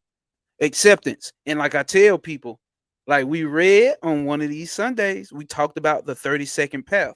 The 30-second path goes from Earth consciousness up to Moon consciousness, which is the etheric path, but it's rooted in Saturn, the supernal mother. Hold up, the supernal mother, right? And she can be vicious to those who don't understand how Saturn actually moves. Like I like to Mm, tell people, if you looking from down here up, hold up, damn. If you're looking from down here up to Saturn, it's father time. But if you're looking from a mm, higher point down to Saturn, it's big mama. It's the great mother. All right. mm, So and everybody's Saturn this and Saturn's doing this and that, but like Saturn's teaching you lessons. So mm, that 30-second path, the lesson to be learned there is to finally come into acceptance of what it is, what the outside world is, and what you are as well in your role that you play in it. So this was mm, the year that I finally I finally just accepted what it was. I was trying to not trying, I was doing a rap thing and I had this going and it's been mm, hanging over my head. I told Narissia, like, it's been hanging over my head since a kid. Like, everybody, like, bro, you gonna blow, bro. You gonna blow, bro. You don't look eat. And my best friend back then, bro, y'all gonna blow, bro. Y'all gonna be this. And that shit hovers over you. So when people see me, I know that they see me in that aspect that, bro, when the music coming out, bro, you doing this, when you doing this and doing this. And you kind of stick that sticks with your psychological mm. mind, that kind of sticks with you and it hangs over you. And if you feel like you ain't doing it, you feel some type of way about it. And then but I had to come into acceptance, like, yo, I'm still using my voice. Cause my music, in a way that I spoke in my music, I was using my voice to touch something deeper in you. And so it's still the same thing, but Yeah, here it's in a different angle. You see what yeah. I'm saying? Go ahead, But Narissa. also is like when you were talking about like you're now you want to be of service. Mm-hmm. It's funny that you say that because Virgo is an earth feminine sign, Mm-hmm. and it's the sign of being of service. It's the maiden. Oh, for And real?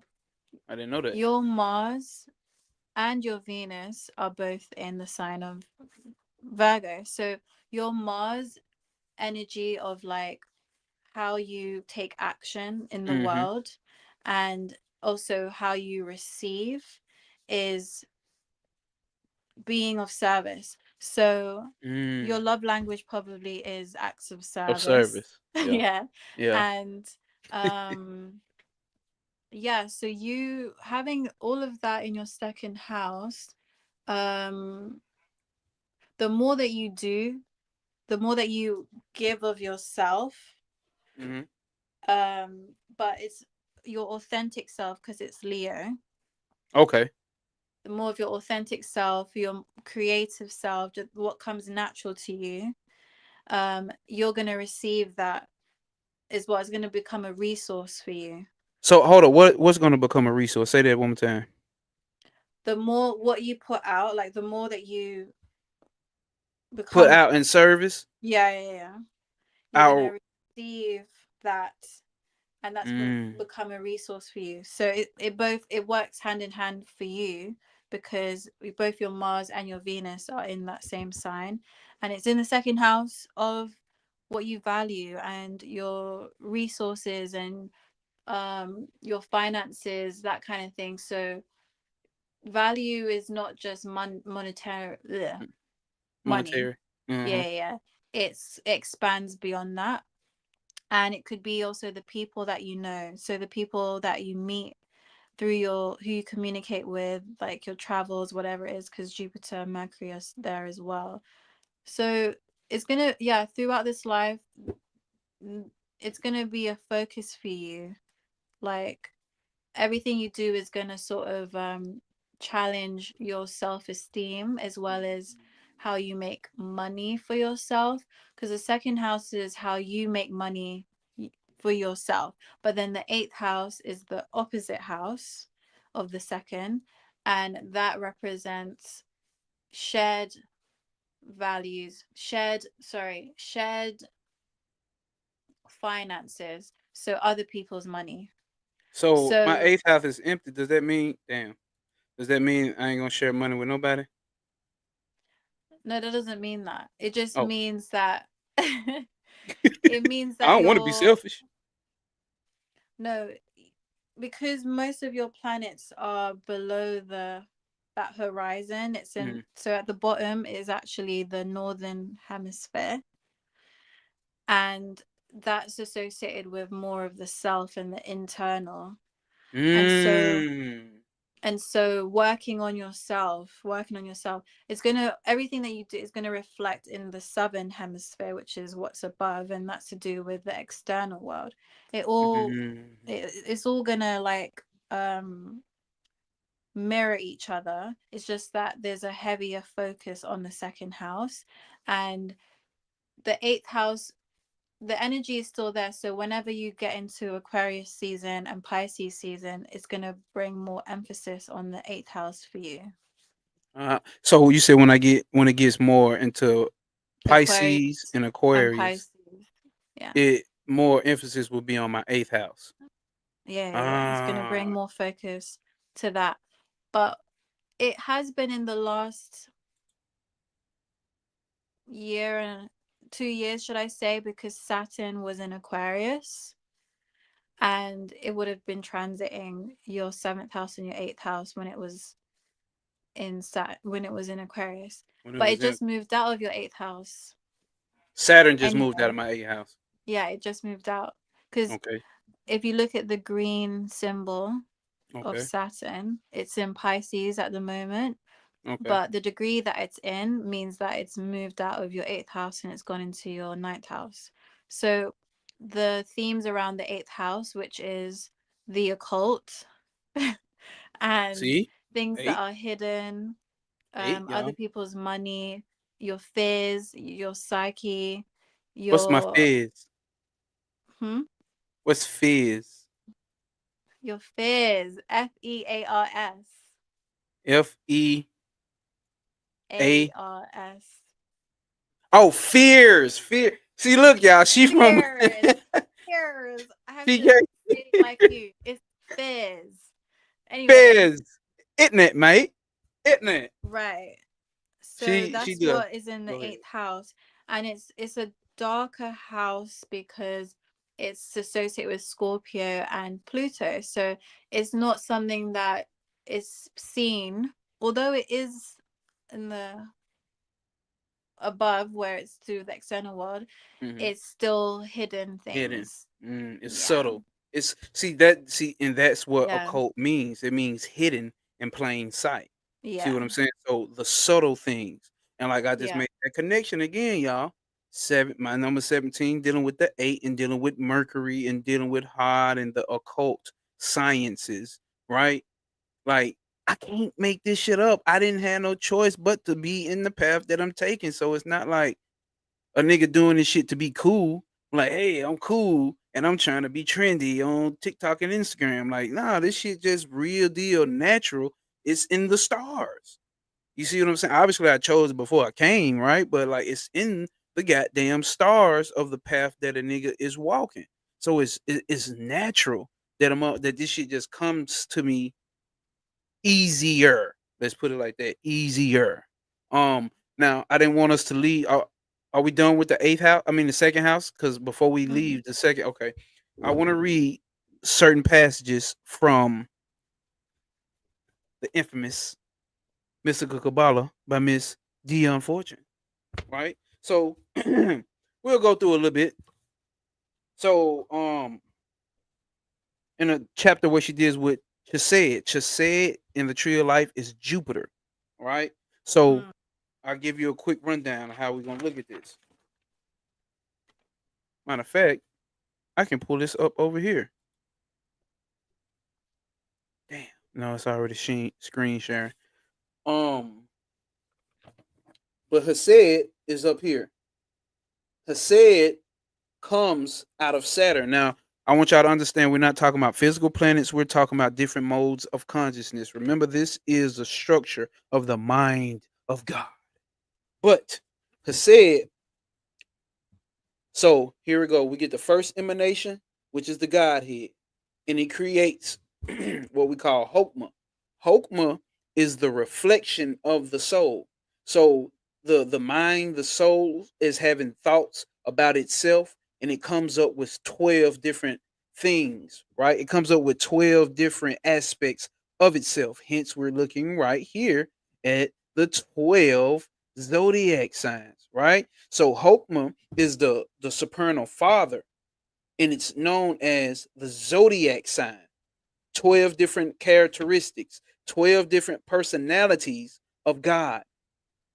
All right, y'all. So then out of that, so the first thing that's created before the planets come into existence is the zodiac signs, the 12 different personalities.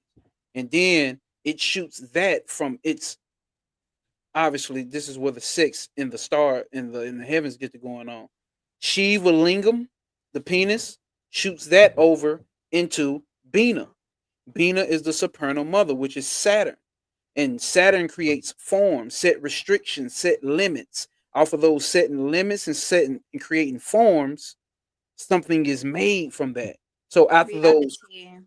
huh? Reality. Reality is made. That's why I tell people the divine feminine is reality. Period. Point blank, period. But reality is based off of the masculine principle, right? The spirit, the soul. That's the blueprint. The blueprint is sent over here to the divine feminine. She breaks down, make forms, and Saturn breaks down and creates limits. And after, like when you sculpting, you shave off the pieces. You shaving off pieces, and there's excess pieces. And then, but you're creating something. So something's created, is shot over here into Hesed, which is Jupiter. So let's go into what Jupiter is. Well, just a little bit, because he dropped gems in his book. I encourage everybody to read this book. Can't lie to you. Matter of fact, Travis Majors, right now, this guy right here, he's doing a live book reading on his channel about this book. He's read it 1,000,000 times. He's going to read it 1,000,001 time. And I'm telling you, get your ass over there and get into his book reads every Saturday. Verse 5 on the chapter of Hesed, it says, Hesed is the loving father, the protector, and the preserver, just as Hokmah, which we just talked about, the 12 zodiac signs, is the all begetter. Everything that can ever exist in manifest reality is based off of this right here, these 12 signs, right? Hokmah. It continues the work of Hokmah, organizing and preserving that which all that which that which the all father has begotten. It balances with mercy as opposed to severity of Gebra. So severity is Mars, right? They break it down over here. Severity, justice, and strength. Mars, right? It is anabolic or upbuilding in contradiction to catabolism, or the breaking down of Gebra. So this analogy of physiology gives us a clear understanding of the significance of these two sephiras. Mars, see, when you're dealing with the tree of life, you got to understand it's all about, like Trav says, it's all about relationships because they're all connected. All these planets are connected. It's all about relationships and relationships of relationships. It's all about relationships and relations of relationships. Hold up. Hold up. The analogy of this physiology gives us a clear understanding of the significance of these two sephiros. Metabolism consists of anabolism, or the ingesting and assimilating food and its building up into the tissue, and catabolism, or breaking down of the tissue and active work in the output of energy. The byproducts of catabolism are the fatigue poisons, which have to be eliminated from the blood by rest. The life process is an everlasting upbuilding and downbreaking. And Geber and Gigula, aka Hasid or Jupiter, represent the two processes in the macrocosm. So when we dealing with Jupiter, we understand Jupiter is, it's also represented here as the the peaceful king sitting on his throne. Then across you have the war king Mars, who is set out on his chariot.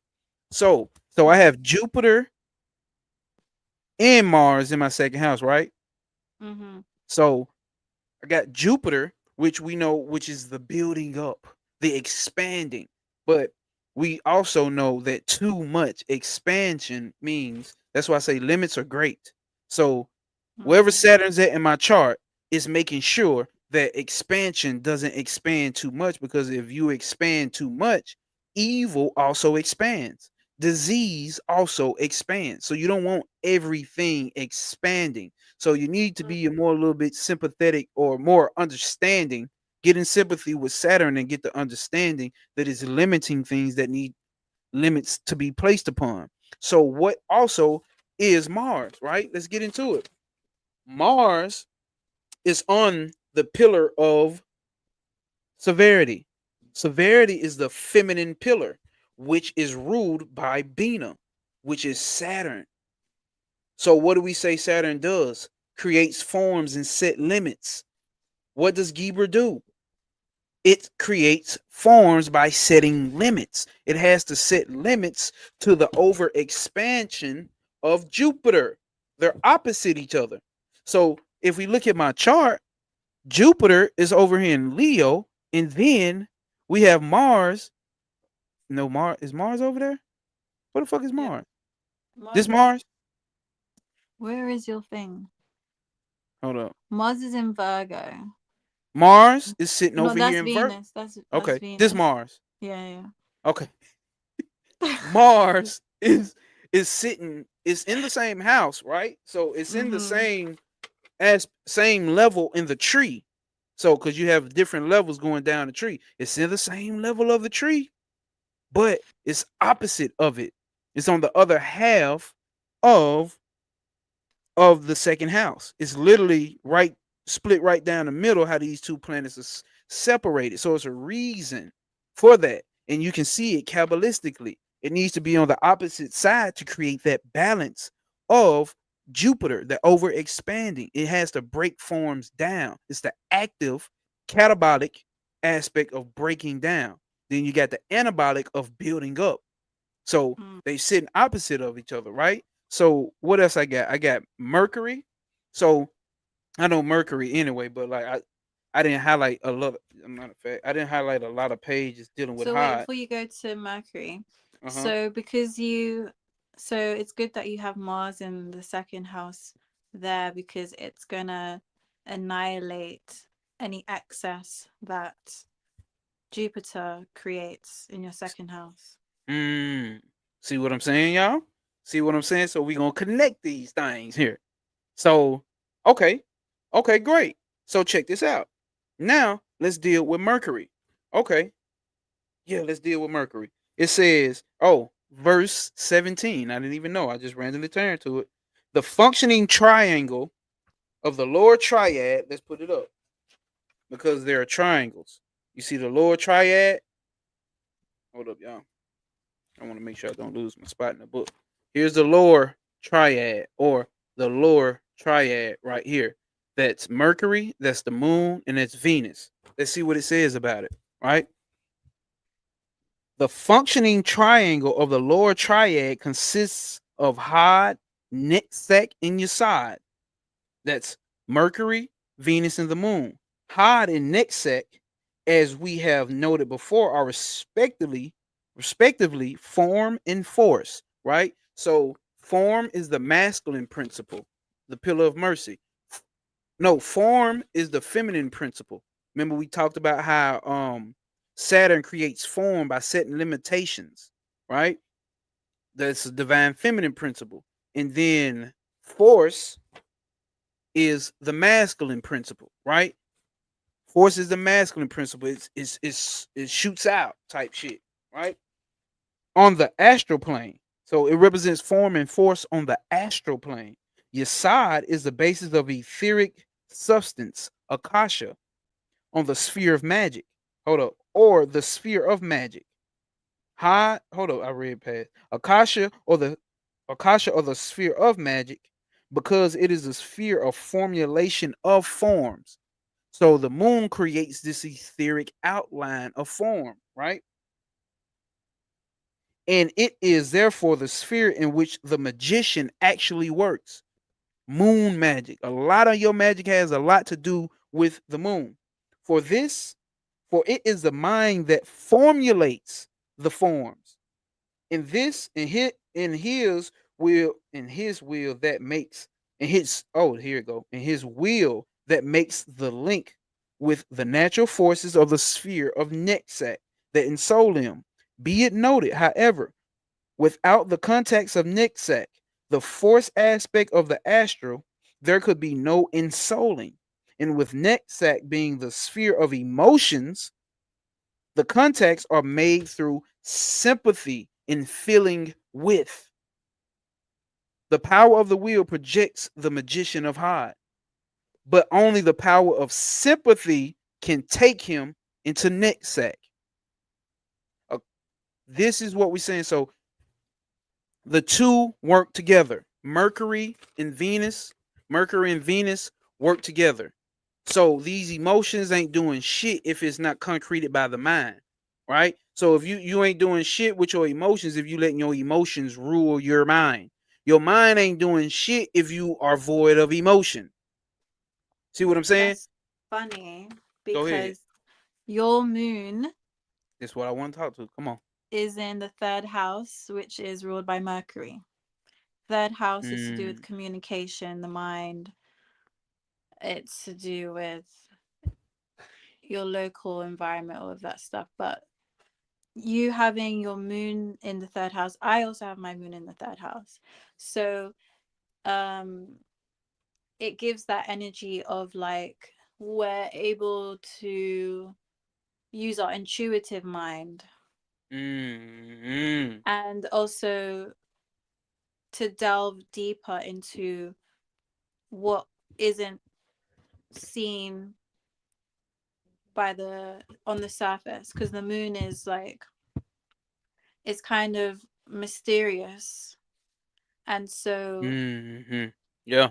Yeah. when it comes to learning, which is the third house, Okay. and that's also the house where it's like That's I where my said, moon where is at. Mercury's the lower mind, so it's like the you're learning through books and stuff like More that. concrete, analytical, and Yeah, analytical. intellect. So yeah, so your internal world is very analytical as well, and so it's more about um you are able to put two and two together, like connect the dots kind of thing. That's how your mind works, or how your internal self works. So that's showing up in my third house. You're saying, like that aspect. Yeah.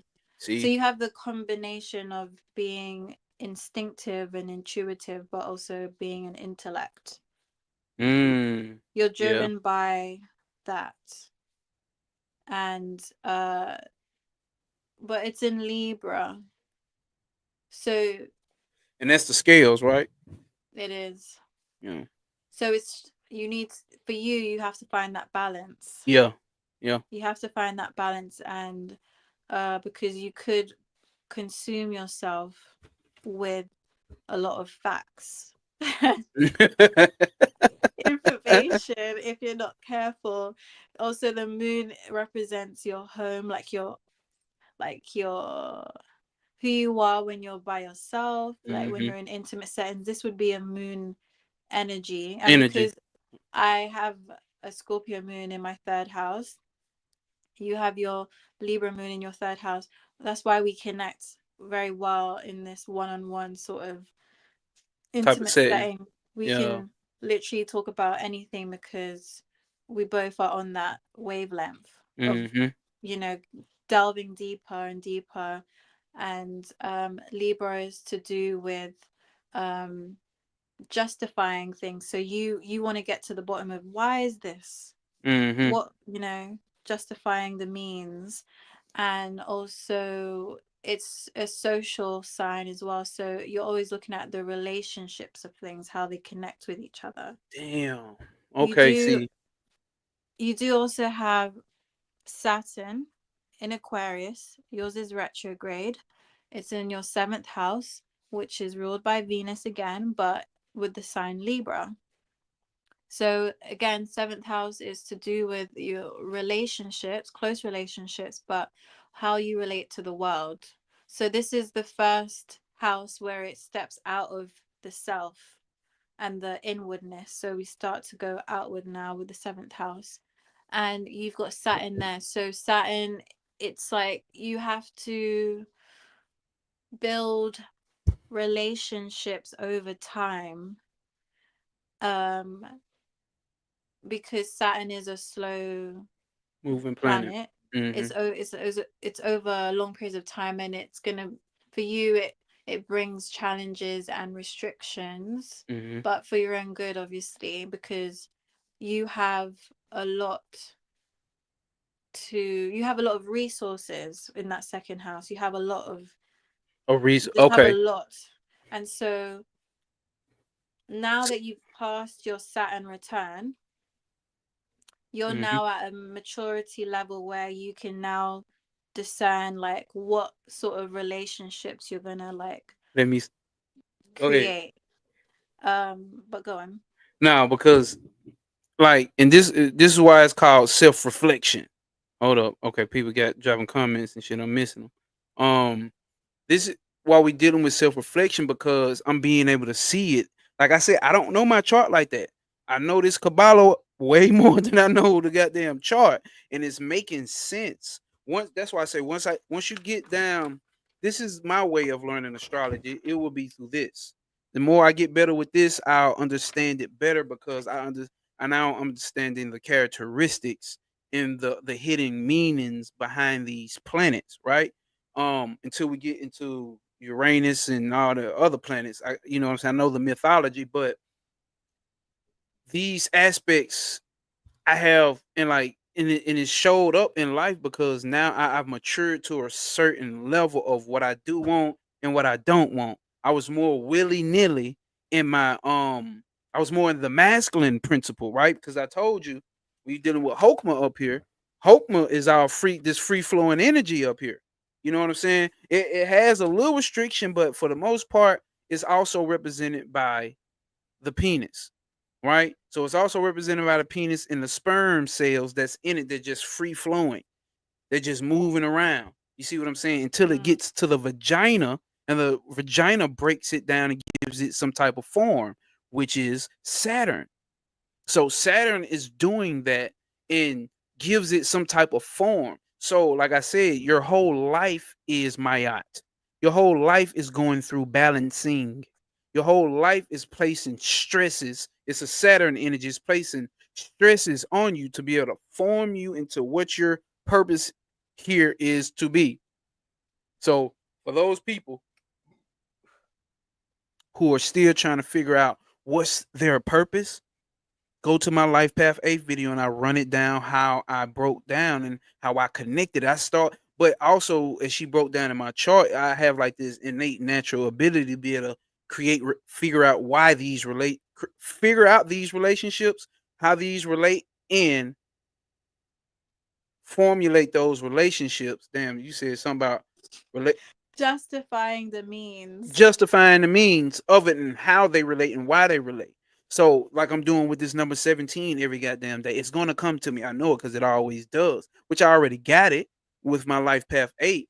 But it's another side that's being shown to me. So you have to look at the things that you've been doing since a kid. Why do I say that? Look at this goddamn chart. I came in with this shit set up.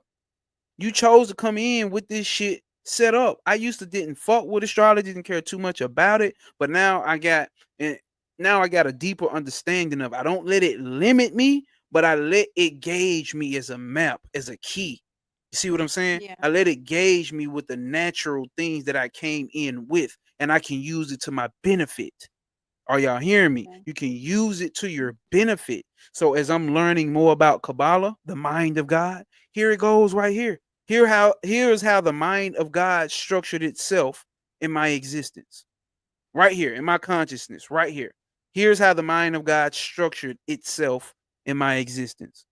This is very useful to be able to get understandings of these things. I've even create like I took my chart and I even created a sigil out of this. Do you hear me? I created a sigil, y'all, out of this. Take your chart, make something creative out of it. Take that idea, create something creative out of it, and see what the fuck comes to it when you meditate Mm, upon it. I started mm. doing it this year. So it's like, um, So I did want to say, hold up. Yeah, Trav. So here's the thing here, because it's in my chart too. I'm about to start offering services. I'm about to start offering consultations because I understand people need somebody to talk to.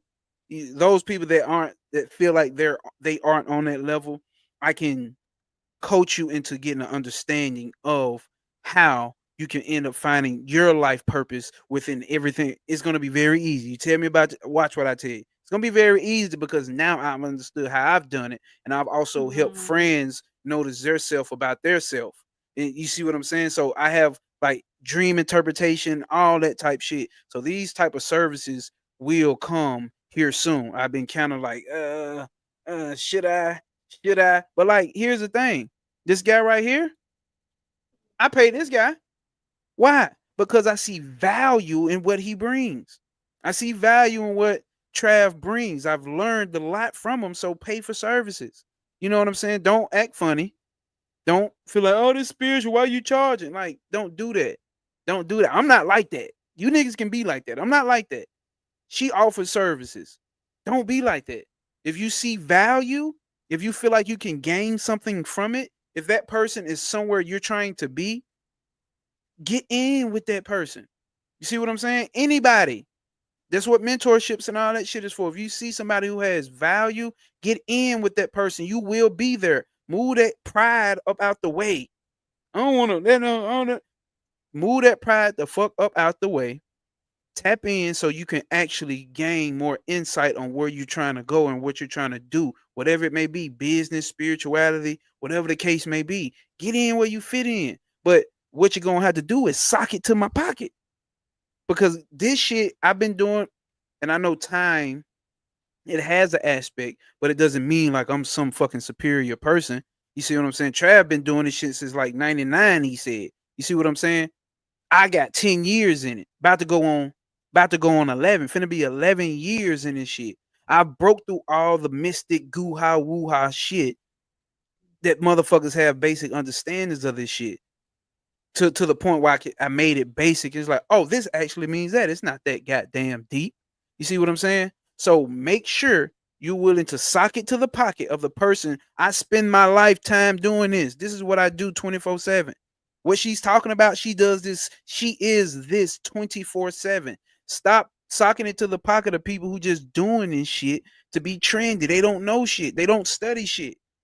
I got books all over this motherfucker. I got experiences to go along with it. She got experiences to go along with what she does. Are y'all hearing how she's breaking this shit down?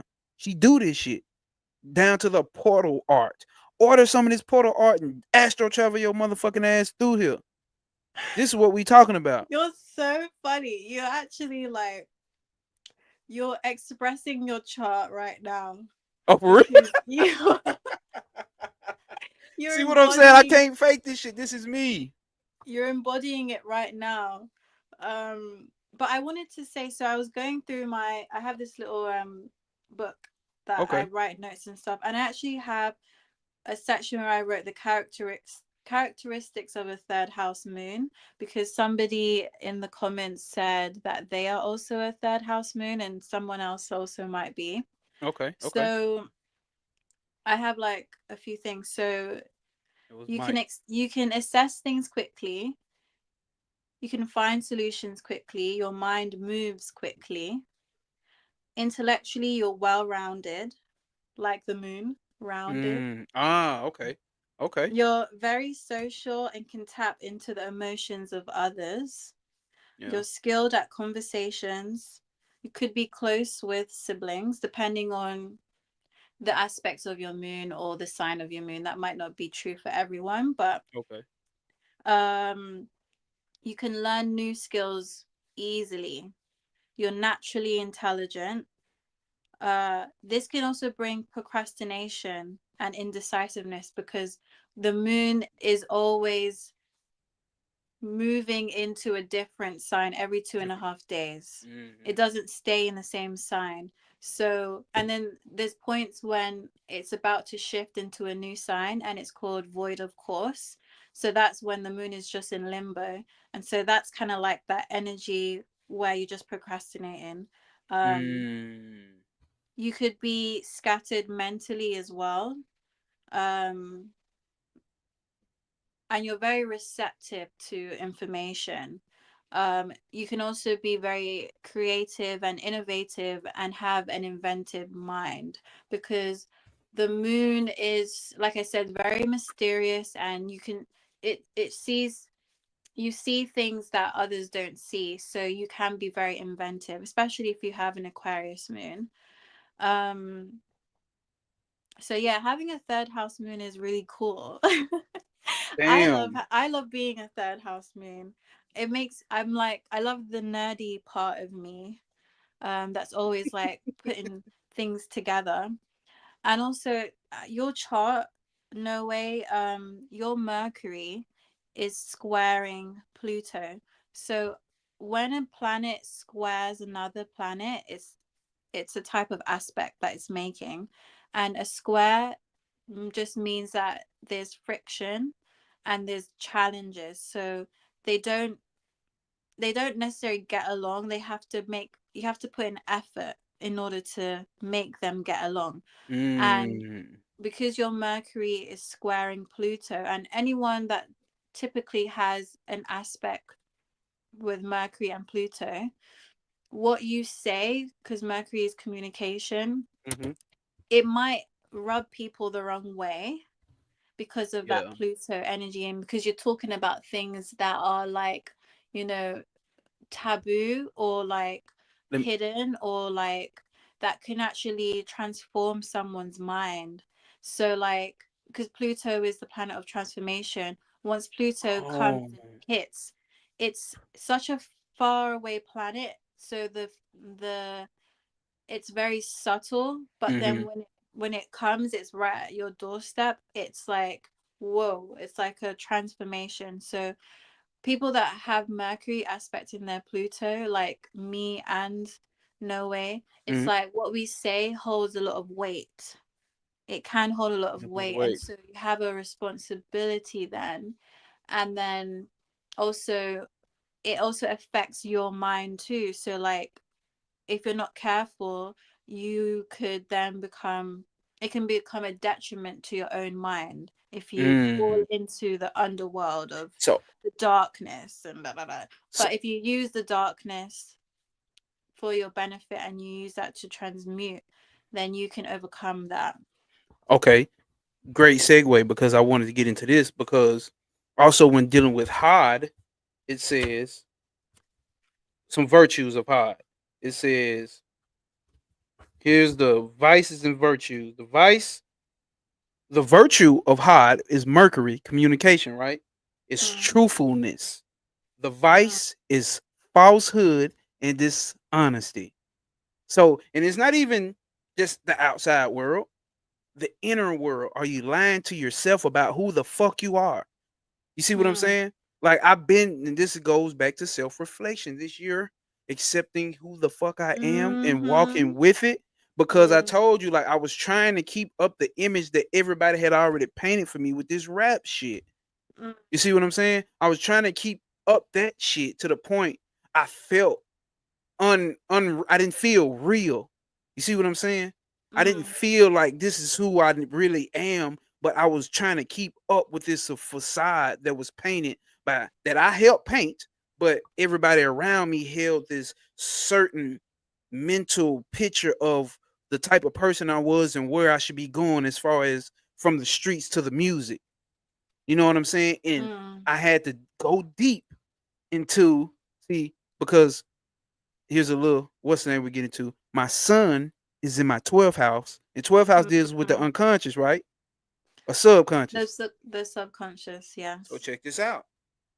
I had that experience this year as well. When I got down here and I moved down here to Texas, my life, like my view on life changed. Like I always dedicate a lot to the book, the Agora book, dealing with, and it broke down these three gunas. And then here we go again. I ran into Trav Page, and he got to talking about these three parts of the soul. And the night before I had this experience, I already told you, Nariscia, where I seen three, like it was literally like I went into a trance state. Like I wasn't even here in my room no more. And heart pounding, shaking like this, like going after this what happened. It took I went to this like this dark void place. I can still see it. And I'm viewing from like this astral view down at these three heads. One is telling me to harm myself. One is saying, no, I'm not doing it. And then you got one in the middle. It's like three head. Imagine one head, two head, three heads. And Mm, one is telling me to harm myself, like take yourself on out. Other one like I'm not doing that. Why the fuck would I do that? And the other one is trying to mediate between the two, mediate between the two. And then I have one aspect looking down. And Trav mm. brought to my realization that's Brahma. Brahma has the three heads, but also here's something specific you need to know. The universe is based upon three principles. This is why you have three pillars: severity, mercy, and balance in the middle.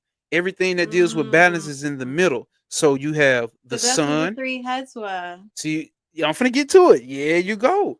So in I had you got the Godhead, you got Doth. We'll get into that. That's another thing. But then you got Tiferet, which is the sun. Then you have the moon. Then you have the earth. All three. All the let's just stick with the sun, the moon, and earth. All three are in the pillar of balance. So in the Kabbalah, they call the pillar of balance. This is actually the pillar of consciousness. So you have earth level of consciousness, moon level of consciousness, and sun level of consciousness, which would be the higher self. Now we'll get into that because I know we've specifically talk about how the sun is ego, but they can be interchangeable once you get the understanding of it. So this is the pillar of consciousness. This is the highest point of consciousness right here. We can get into soul type shit right here, dealing when we talking about that. But my son is in my 12th house. So a lot of my higher self is going to be dipping into the lower aspect. Technically lower, but not literally. But yeah, metaphorically lower, but not literally. Hopping into the subconscious mind. When we understand the subconscious mind, that's where all the mental impressions of past lifetimes and all this shit and all this and that needs to be dealt with. It has to be dealt with. And I had that experience, and I told like my heart palpitating, shaking, one telling me to harm myself and do all this shit to myself. And come to find out, Trav had a video that was breaking down these three aspects. Anytime you see the number three, this is what they are. They're called Rajas, Tamas, and Sattva in the Vedic shit. When you're dealing with the Vedic shit, like I told y'all, this Vedic shit is pre-dynastic Kemet shit. It's pre-dynastic Kemet shit. And just for a quick drop, we're going to be reading this on Sunday. She actually gets into that as well, talking about how the Vedic shit comes from Kemet. But these three aspects, Rajas, Tamas, and Sattva, Rajas is movement, right? Then you got Thomas was, which is destructive aspect. It breaks down. It breaks shit down in a good way or a bad way, always, right? And then you have Sattvic, which is balance and harmony. It shows up here in the fucking tree of life, right? We got it here in the tree of life. So you got these three different aspects, and that's the three aspects I was. So they break down Rogers as it's not really, but what it is the vehicle for one to go to Thomas, to go to Tomasic, to Sattvic. It's just the vehicle. It's the moving aspect. So it moves back and forth between the two. And that was the head that was sitting in the middle trying to mediate. It was trying to mediate. And then I had this hidden fourth aspect, which was me looking down at those heads or those aspects of myself discussing. That would be what we call Purusha. Purusha observes. That's the soul when you're dealing with the Vedic shit. That Shiva, it just observes. It takes no part in none of this shit. Your soul does not exist here. It observes all of this. It just knows. That's literally what it does. So my conscious mind sucked down into that aspect and dealt with those three because I'm telling you, I had after that, I started understanding a lot more shit so easily. I hit that point. Let me say this. I hit that point that the teacher Bobby used to talk about the no self. You got to get to a point where you're going to get to a point where you don't know. And that is when the gateway opens up.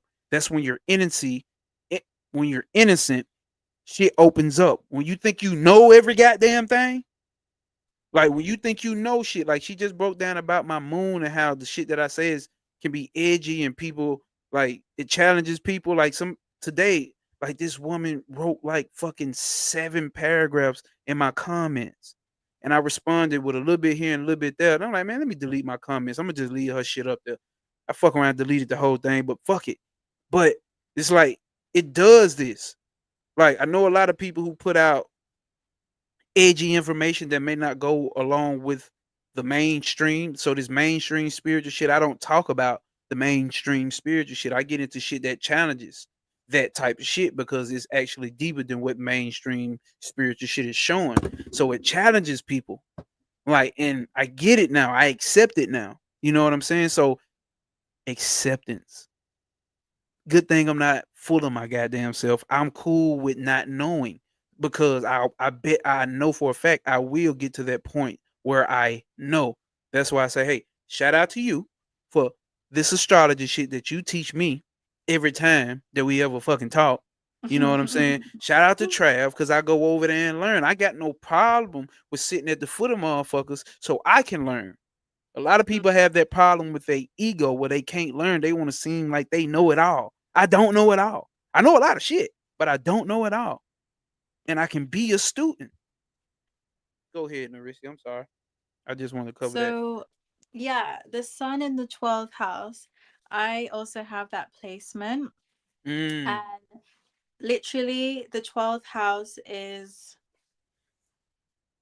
the house of the unknown, the unseen, the mm-hmm, house of the unseen. And so, people that have their sun in the 12th house, a lot of the times we are misunderstood by others because they are not able to fully see us. And the sun representing mm-hmm, the ego cannot exist in the 12th house. And so we come into this world where our ego is challenged, mm-hmm. but Oh, because we have our sun, no, you good. Keep talking. because we have our sun in the 12th house, it's like we're we're okay with people. There's a point when you become okay with people misunderstanding you because they're not going to understand you unless they're on that wavelength, unless they have. So I tend to really connect with people that do have 12th house placements, or Pisces placements, because 12th house is associated with Pisces. And uh the 12th house is also to do with the dream world, the astral plane. it's the it's the house of the subconscious and the unseen, because it's so vast of like the unknown, that yeah, you can get lost in the 12th house. And having your sun there is like a constant ego death. Mm. And also, We don't use that word over here. sorry, I'm just fucking with you, but go ahead. it's being reborn constantly, because your ego is being challenged all the time, Mm-hmm. and being able to see things again from the that higher perspective. Perspective. And Ooh, uh come on your now. your identity is not seen so readily. And so you have to then have a strong sense of self through the connection to your inner self. Because if you don't have a strong sense of self, then you're going to have a very fragile ego, and other Gotta say this. people are going to be able to tell you who you are, and Mm-hmm. that's going to really break you down.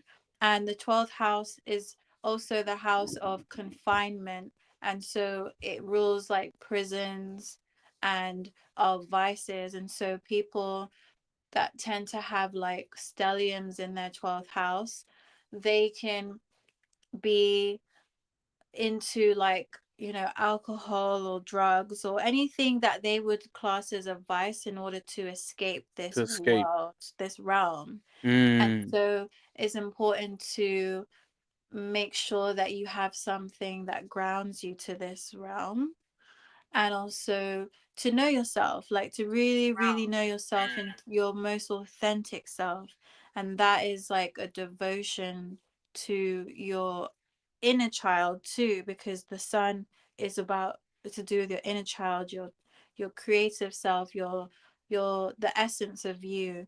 And Mm. so, because Ooh. it's in the 12th house that is, not seen, yours is actually on the, it's like the 24th degree, and My then your son, ascend, yeah, it's the I 24th degree, said. so it's literally right next to your first house. It's like imagine if like there's a door, Mm-hmm. and the door opens to the outside, the earth, and Mm-hmm. you're behind the door.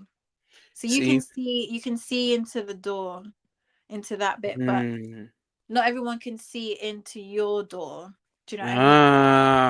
Ah. So like you're just there, you're about to, but you're still in the 12th house. For me, it's the other way around, where like my 12th house, my sun is just, it just entered the 12th house. It just it entered just the 12th house. it just enters the 12th house. That's mine, so it's on the other side. And yeah, for me this year, in terms of self-reflection, I really had to be okay with being misunderstood, and to also being okay with being the villain. Mm. And I've been embracing my dark feminine energy as well, my shadow side, to in order to integrate that into my wholeness, so that I can be whole, to be my whole self. And as you can see, the sun symbol is the circle with Mm-hmm. the hole With in the the middle, and that is like in itself a portal, but like it represents wholeness. And mm. so you have to be able to integrate both your light and your dark. And that's where you want to really be in order to transcend. And it's kind of like when you do have your sun in the 12th house, it's like you're not of this world. It can feel like you're not of this world. Mm. And you Mm. have to, you're so in tune with the spiritual, the other realm. And so being on this earth, it's like you have to try to integrate the material into you, so that you have it, because you have a direct source and link to the ether. And Mm-hmm. so as a creative vessel, what you're doing is you're learning how to pull this, Or that. whether it's information or creativity, into the physical so that it can be the balance there. See, I want to say this because we talked about the middle pillar is the pillar of consciousness. Siri always listening. The middle pillar is the pillar of consciousness. Here's Earth, here's the moon, and here's the sun. Right? You got this middle pillar of consciousness, and she's explaining how all of these three can come into alignment and why it's about coming into alignment with these three because they are the pillar of alignment. They sit on the pillar of alignment of balance, right? And we talk about this sun going down into the 12th house, the unconscious of mind, Hades. You see what I'm saying? Like it goes down to the dark side and what it's like. You can see, she said, "Man, is like at this door where I can see out." Like everything that she just spoke about. I had a sun in the 12th house experience when I just broke down when I seen three versions of me and I was overseeing those three. I was looking over those three. It was in a very dark place. It was so dark. The only thing illuminated was the heads. I couldn't Mm. see myself from the top viewing, but I knew it was me viewing, obviously. But like I told, that was a very, very traumatic experience. She actually spoke about what I want to talk about. Over here, we talk. If y'all in here, drop SOP in the comments. Y'all know what we talking about. We standing on principle. See, a lot of people will have these traumatic ass experiences, right? You got one part of you telling you to do something to yourself, to harm yourself. But if you ain't standing on no principles, you see what I'm saying? If you don't know who you are, that version of me, that part of me that was trying to tell me to harm myself, I would have took the chance and went on and did it. You see what I'm saying? Anybody can tell you anything if you don't have confidence. If you're not, there we go, SOP. If you're not standing on principle, if you're not standing on no principle, if you don't understand principle and your foundation, you're falling through. You're gonna be a victim to some other shit. You're gonna be a victim to some other shit. What up, Don Tree? You're gonna be a victim to some shit because you don't know who and what the fuck you are. This is what I'm Mm-hmm. saying. I got you. We finna start doing consultations. When I start posting these consultations, we can have these conversations and deep dive into it more. I don't want to get too much out, but like I've had these type of traumatic experiences where I know it's either gonna run your ass back to church, which is fine. Maybe that's where you should be. And not seriously, I mean jokingly, but seriously at the same time. Yeah. There's nothing wrong with it. That's probably where Yeah. your evolution is at in this evolution. You probably trying to get in some shit that seems trendy and you get to having these experiences. But I've developed the mind. I've developed my conscious mind and my sub and unconscious mind to understand these principles. So I stood my 10. These were tests to see where you Mm-hmm. stand. You see what I'm saying? A lot of people would have checked themselves on out and come on right on back, reincarnate. I It's showing up in my chart what I'm here to do. It's showing up in my chart. So I don't it's certain shit I don't even fear. Dying and shit. I already nigga, I got purpose to complete here. You see what I'm saying? I'm here to be of service, but I can't be of service to everybody because everybody don't like the way a nigga talk. Everybody don't won't accept the shit that a nigga is talking about as well. So that's fucking fine and dandy. This shit is for those that get this shit and it resonates with them. I resonate with them. You don't have to look a certain way and talk a certain way to be spiritual. You just need to think a certain way. You need to have a certain mind frame structure that's set upon cosmic principle. SO motherfucking peace. We stand on principle.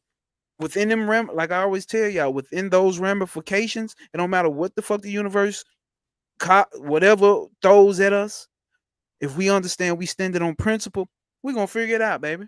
We ain't tripping on none of that. We're gonna figure it out. Let me read something to you folks about the sun as it deals with the tree of life, with what the unfortunate said. Here, she says, macrocosmically, micro, no, macrocosmically, that is to say,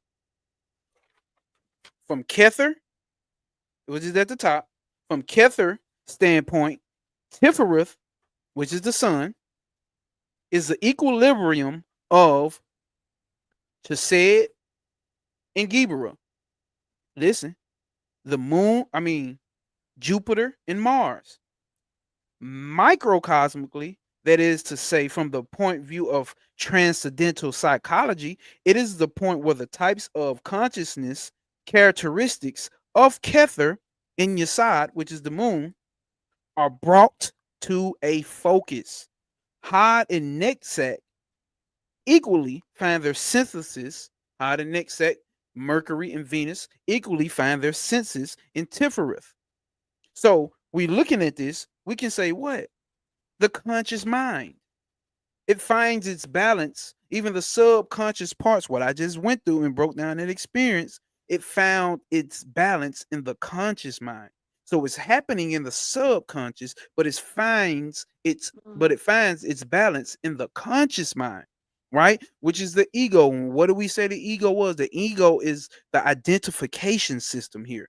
This is what we use to identify what's that, what's this, and what's that. It's not pride. Pride is a different thing, y'all.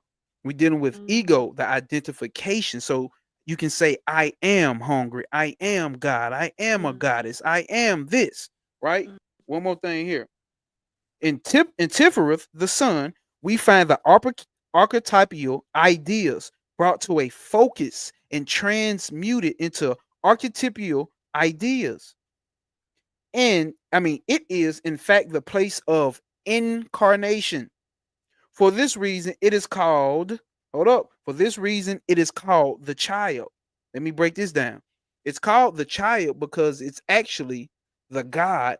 Remember what Jesus said, on the way to the Father is through me? This is what he's talking about. He's speaking Kabbalistically. This is what Jesus is, the Son, sits right here. And you see how everything is connected.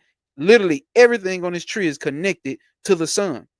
So this aspect is the child because it's Kether on a lower arc. It's the higher Godhead on a lower arc. Let's see. For this reason, it is called the child. And because incarnation of the God ideal also implies the sacrificial disincarnation. So the higher the the the soul, right? The Godhead disincarnates. So he has to disincarnate to come down to this point, to come down. So that's God within manifest reality, which would be the conscious mind. It has to experience it through a system that identifies and separates things, which is called the ego, right? Okay. So to Tifereth are assigned the mysteries of crucifixion, and all the sacrifice God are placed here in his sphere when the tree is applied to the pantheons. God the Father is assigned to Kether, but God the Son is assigned to Tifereth for the reasons above that we just explained. So when it says about sacrificing, so like in the Bible when Mm-hmm. Jesus was sacrificed, so if Jesus is the son Mm-hmm. Let's and talk about it. For real. so basically uh Ketha is the higher self, right? Okay, if we want to go there technically, Or God. th- there you go. Let's just say the God. soul. Okay, Let's call it the soul. the Let's soul. just, yeah. Because I'm God. trying to relate it God. to the Bible of like Yeah, the story. facts. Because that's So where it like comes how they from. say God sacrificed his only son and then was resurrected. So that's like when you have to sacrifice a part of yourself that oh God. Yeah, come on When with you it. have to sacrifice every time you have to sacrifice a part of yourself that no longer serves you. Jesus was a servant, no? Facts. And so yeah, you had to, and then Jesus was reborn. So I guess like this year being a Saturn year Oh, it's a and Saturn. to this year was a Saturn year because uh 2024 is 8 and then Mhm. 8 is to do with Saturn. You know Um what? Let me don't lose that. mhm. Listen. 8 is the sphere of high, which is Mercury, right? Mm, It's ruled, it's a lower arc of mm, Saturn. mm. It's a lower arc of Saturn. 8. Go ahead, Narisha. And so right now Saturn is in Pisces. So a lot of people, like, I feel like everyone was going through Through some it. shit this year. Man. Like, there was something that really tested your limits. Saturn is all about limits. Mm-hmm. Tested your limits of who you thought you were. Were. Because like you said, you went through that traumatic experience. Mm-hmm.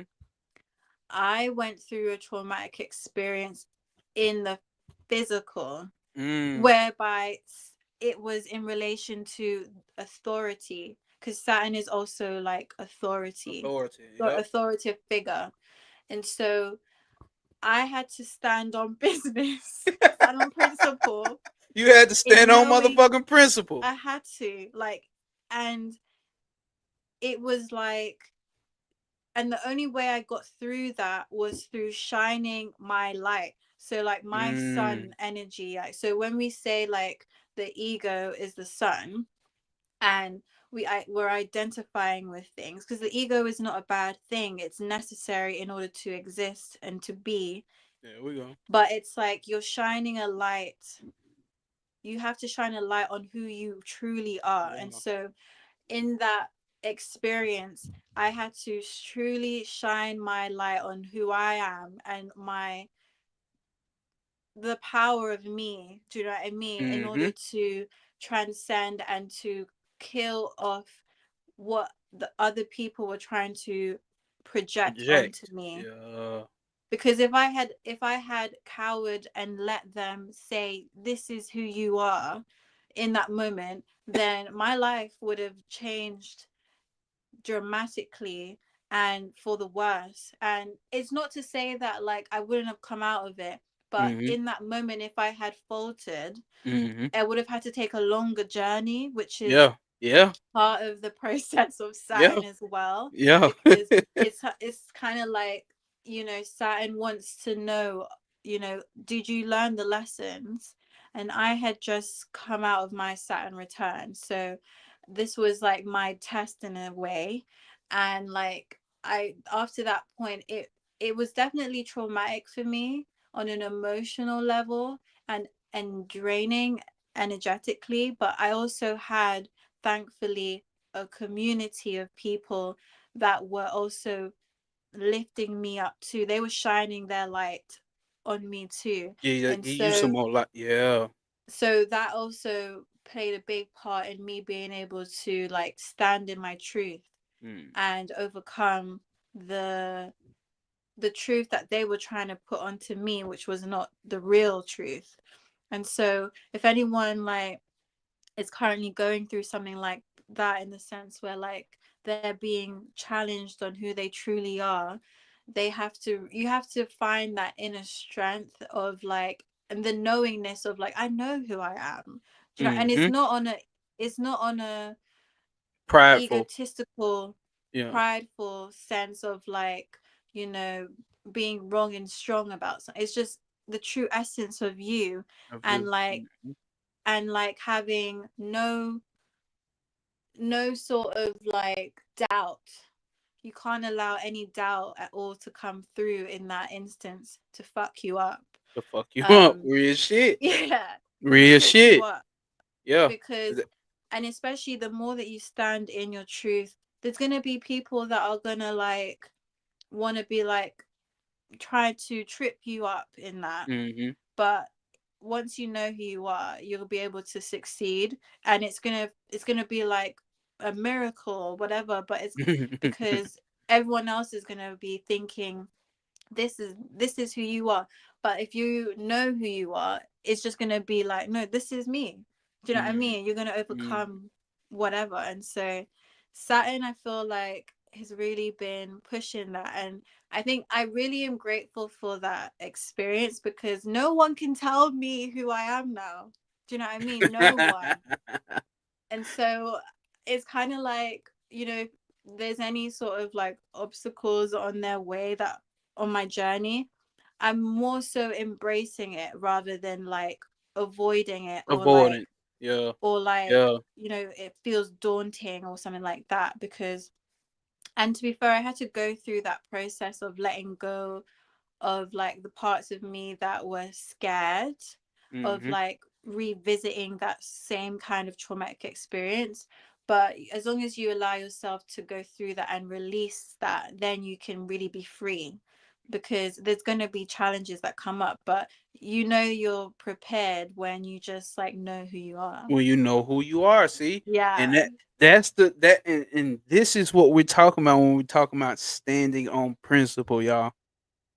You know what I'm saying? It's a catchphrase I'm using now, but it's very simple, to be quite honest. Because once you do the inner work, which is a forever going process, but once you do the inner work and at least build up that foundation, the foundation of the pillar down here, you can begin to build the pillar up. You can begin to build these pillars up. And that comes in knowing, not believing, not hoping, not wishing. It comes in knowing. That's what gnosis is. Knowing. So Mm. my knowing. This is my knowing. This is Mm. knowing in general. You see what I'm saying? This is how reality comes to me, and this is how I decipher through it. So when you're saying my gnosis, you're talking about yourself as well, your knowing as well. And we over here standing on principle because you can't be deterred. You have to understand that this, we all exist in this, the mind of God. And if you run around here calling yourself a god or a goddess, then what the fuck is the problem? You got it. You got it. Ain't no problem. You making it a problem because you haven't gathered up understanding. And that's when that divine feminine principle, here we go, Bina, aka Saturn, or Mayat, or Isis, or um Yeminya, whatever divine feminine principle concept you have in your head, because that is the manifest reality, and it push forth cause and effect, aka karma. You get that based off of, have you learned your lessons or not? If you ain't learned them, then you're gonna keep getting it even harder until you finally get it. Some people don't get it. I read it in one book. Samkhya Darshani broke down there are three levels of suffering that a person goes through. It's physical, it's mental, it's physical, and it's mental, and it's a cosmic thing. A cosmic thing deals with this astrological chart right here. A universal thing deals with this astrological chart that you came in under. And then you get the mental suffering that you go through. Why is the world doing us like this? Men is oppressing us, or the white man is oppressing us, or women don't understand, and women getting on my nerves, or whatever the fuck. The bills, and why we gotta pay bills, and yes, you may have a legitimate argument, but I'm talking about something totally in general, the suffering that weighs on the mind, and then physical suffering. You see what I'm saying? Some people have near death experiences or get shot or whatever the case may be. Or you may be a woman and a man forces himself on you. You have these, and these three levels of suffering ultimately end up pointing a person. Now, this can occur over lifetimes, but this ultimately ends up pointing to you to try to find a higher perspective. The spiritual shit that we hear in now, these levels of suffering that you go through. But you have to get to levels of understanding and levels of acceptance of this is the way it is, and fuck it, I can mold this reality to the way that I want it. But you have to do it here. It's not literally the brain, but the mind and spirit. So we're going to have consultations on that, right? We're going to do consultations later, guys, and we're going to talk about this to help you get you into the area that you're trying to go and that you're trying to get into, right? Sock it to the pocket because you pay for everything goddamn else. Ain't nothing wrong with paying for information and assistance to get where you're trying to go. Just like she does here. Astrological readings, tarot readings, oracle card readings. She does art. Pretty sure you sock it to a pocket, she can create a portal for your ass to travel through. So, Yeah. with that being said, y'all, I didn't want to go. I didn't want. I can't keep her too long because she's like 6 hours ahead of us. So, with that being said, make sure y'all hit that like button. Make sure y'all share. And when you rewatch this, make sure you drop that SOP, standing on principles, in the comments. And she has services. She provides services. She does a swell job, as you've seen right here. We just went through it and how she broke down and how I'm able to connect it with the Kabbalah, the mind of God. How I'm able to connect it with the occult and the esotericism. And not only that, we also gave life experiences. You see what I'm saying? I'm not an armchair occultist. Life experiences that goes along Mm. with this. That's very Yeah, key. because there's no Very point key. just learning astrology and you not like like actually using life as a way to actually live out Navigate. the astrology, yeah, navigate the Hmm. astrology as well. But yeah, I do readings Hmm. um at the moment. So on my link tree I have a link where you can directly purchase an astrology reading, but I go by the hour. So Hmm. As you I should. so um For real. if you'd like to just contact me first, you can do so like through my Instagram, which is there, which is just my name, Nariscia. Let's see. Because I have different levels of readings, and um so you can decide what, level of reading you would want. And if you wanted a more in-depth reading, I do it by the hour because it can go really like in depth. So if not, then I have more like I could do like an introduction to your chart, and it would be more of a written thing, and it's just very Okay. basic So you sort of got thing. basics. Yeah. You got And basics on then too. Okay. there's I do also provide like on a spiritual level like guided meditations, so like sound healing. I also do consultations as well. Um, I also This is in the do description, y'all. Sorry. Go ahead. In tarot the readings. hmm Any like I don't just do tarot, I do any sort of card readings. Um, I also do. I mean, I can if you want me to commission a portal for you, I can do that as well. Because I don't know. commission a portal. Damn. The thing She is I don't know if you guys heard in the beginning, I embed binary code into my portals. just ones and So zeros, y'all. ones and zeros. So I convert the ones and zeros. So I convert words into ones and zeros. So it would be a hidden divine message so that you can then like meditate on this piece, and your subconscious mind is receiving that message, and it's to align you to that energy and to just like transform. And what's the word when you I can't remember that word, when you like change your, I don't know what the word is, Well, we but changed. yeah, Change. Okay. like just transform your reprogram Okay, we talking about reprogramming, reprogram your creating new mind. neurological pathways for yourself. Right, so I'm gonna need you to that's do that for the one that I didn't want you to do for me. I'm gonna do it. I'm gonna do it. Okay.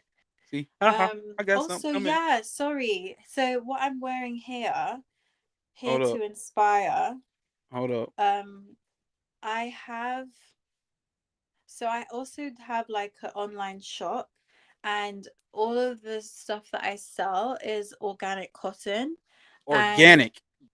yeah, and so it's so soft. I also sell like tote bags that have like zodiac signs on them with the affirmation. So on my link tree, it will show my shop on there. So you can just go directly on there.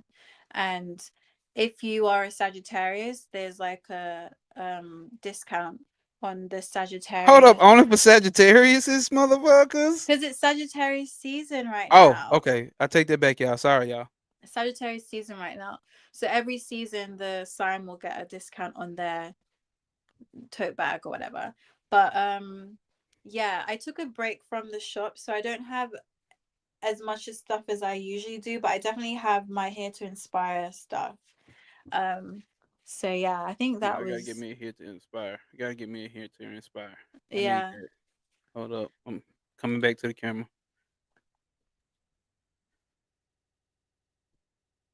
So surround yourself around greatness, people. I'm surrounded by greatness. Look right there in between our screen, right there. You see that portal right there? Travel through the portal. Find yourself. Equip yourself with the principles to stand upon. If you need any type of spiritual, let's say, um, consultation, hit a nigga up. A nigga got you. I can send you help send you into the right direction and escape all this fluff that's going around with spirituality. Oh, monitoring spirits, this, oh, this and that. Oh, divine masculine, divine feminine. I already got that. Like, we got you. We can cover that. You're gonna have to find these principles within yourself. I've been able to find them in myself. I've been able to find my life purpose, and I'm growing. You see what I'm saying? I don't know everything, but I know a lot of shit. I have a lot of experience, and I'm next to greatness. You see what I'm saying? Right here, I can just reach over and smack them. Just playing, but you know what I'm saying? You Put know what your I'm hand saying? there. Wait, no, that hand. You give a high five. Pack out. Okay. No, that way. Oh man. Hey man, fuck it, man. They know what we're trying to do. High five, astro high five. You see? So we do this, and I love bringing on this godly woman energy, this divine woman energy, right? Because I try to make sure we get to understand of divine feminine is not a woman, divine masculine is not a man. It's a principle. Remember that shit. All right. And we all have these principles playing within us in the outside world. So I love having this beautiful energy manifest on my page, whether it's a beautiful mind, a beautiful person, or beautiful art and beautiful concepts all coming together with construct. Like, I am of the concrete mind, so I want to make it make sense. Y'all got her links inside the bio.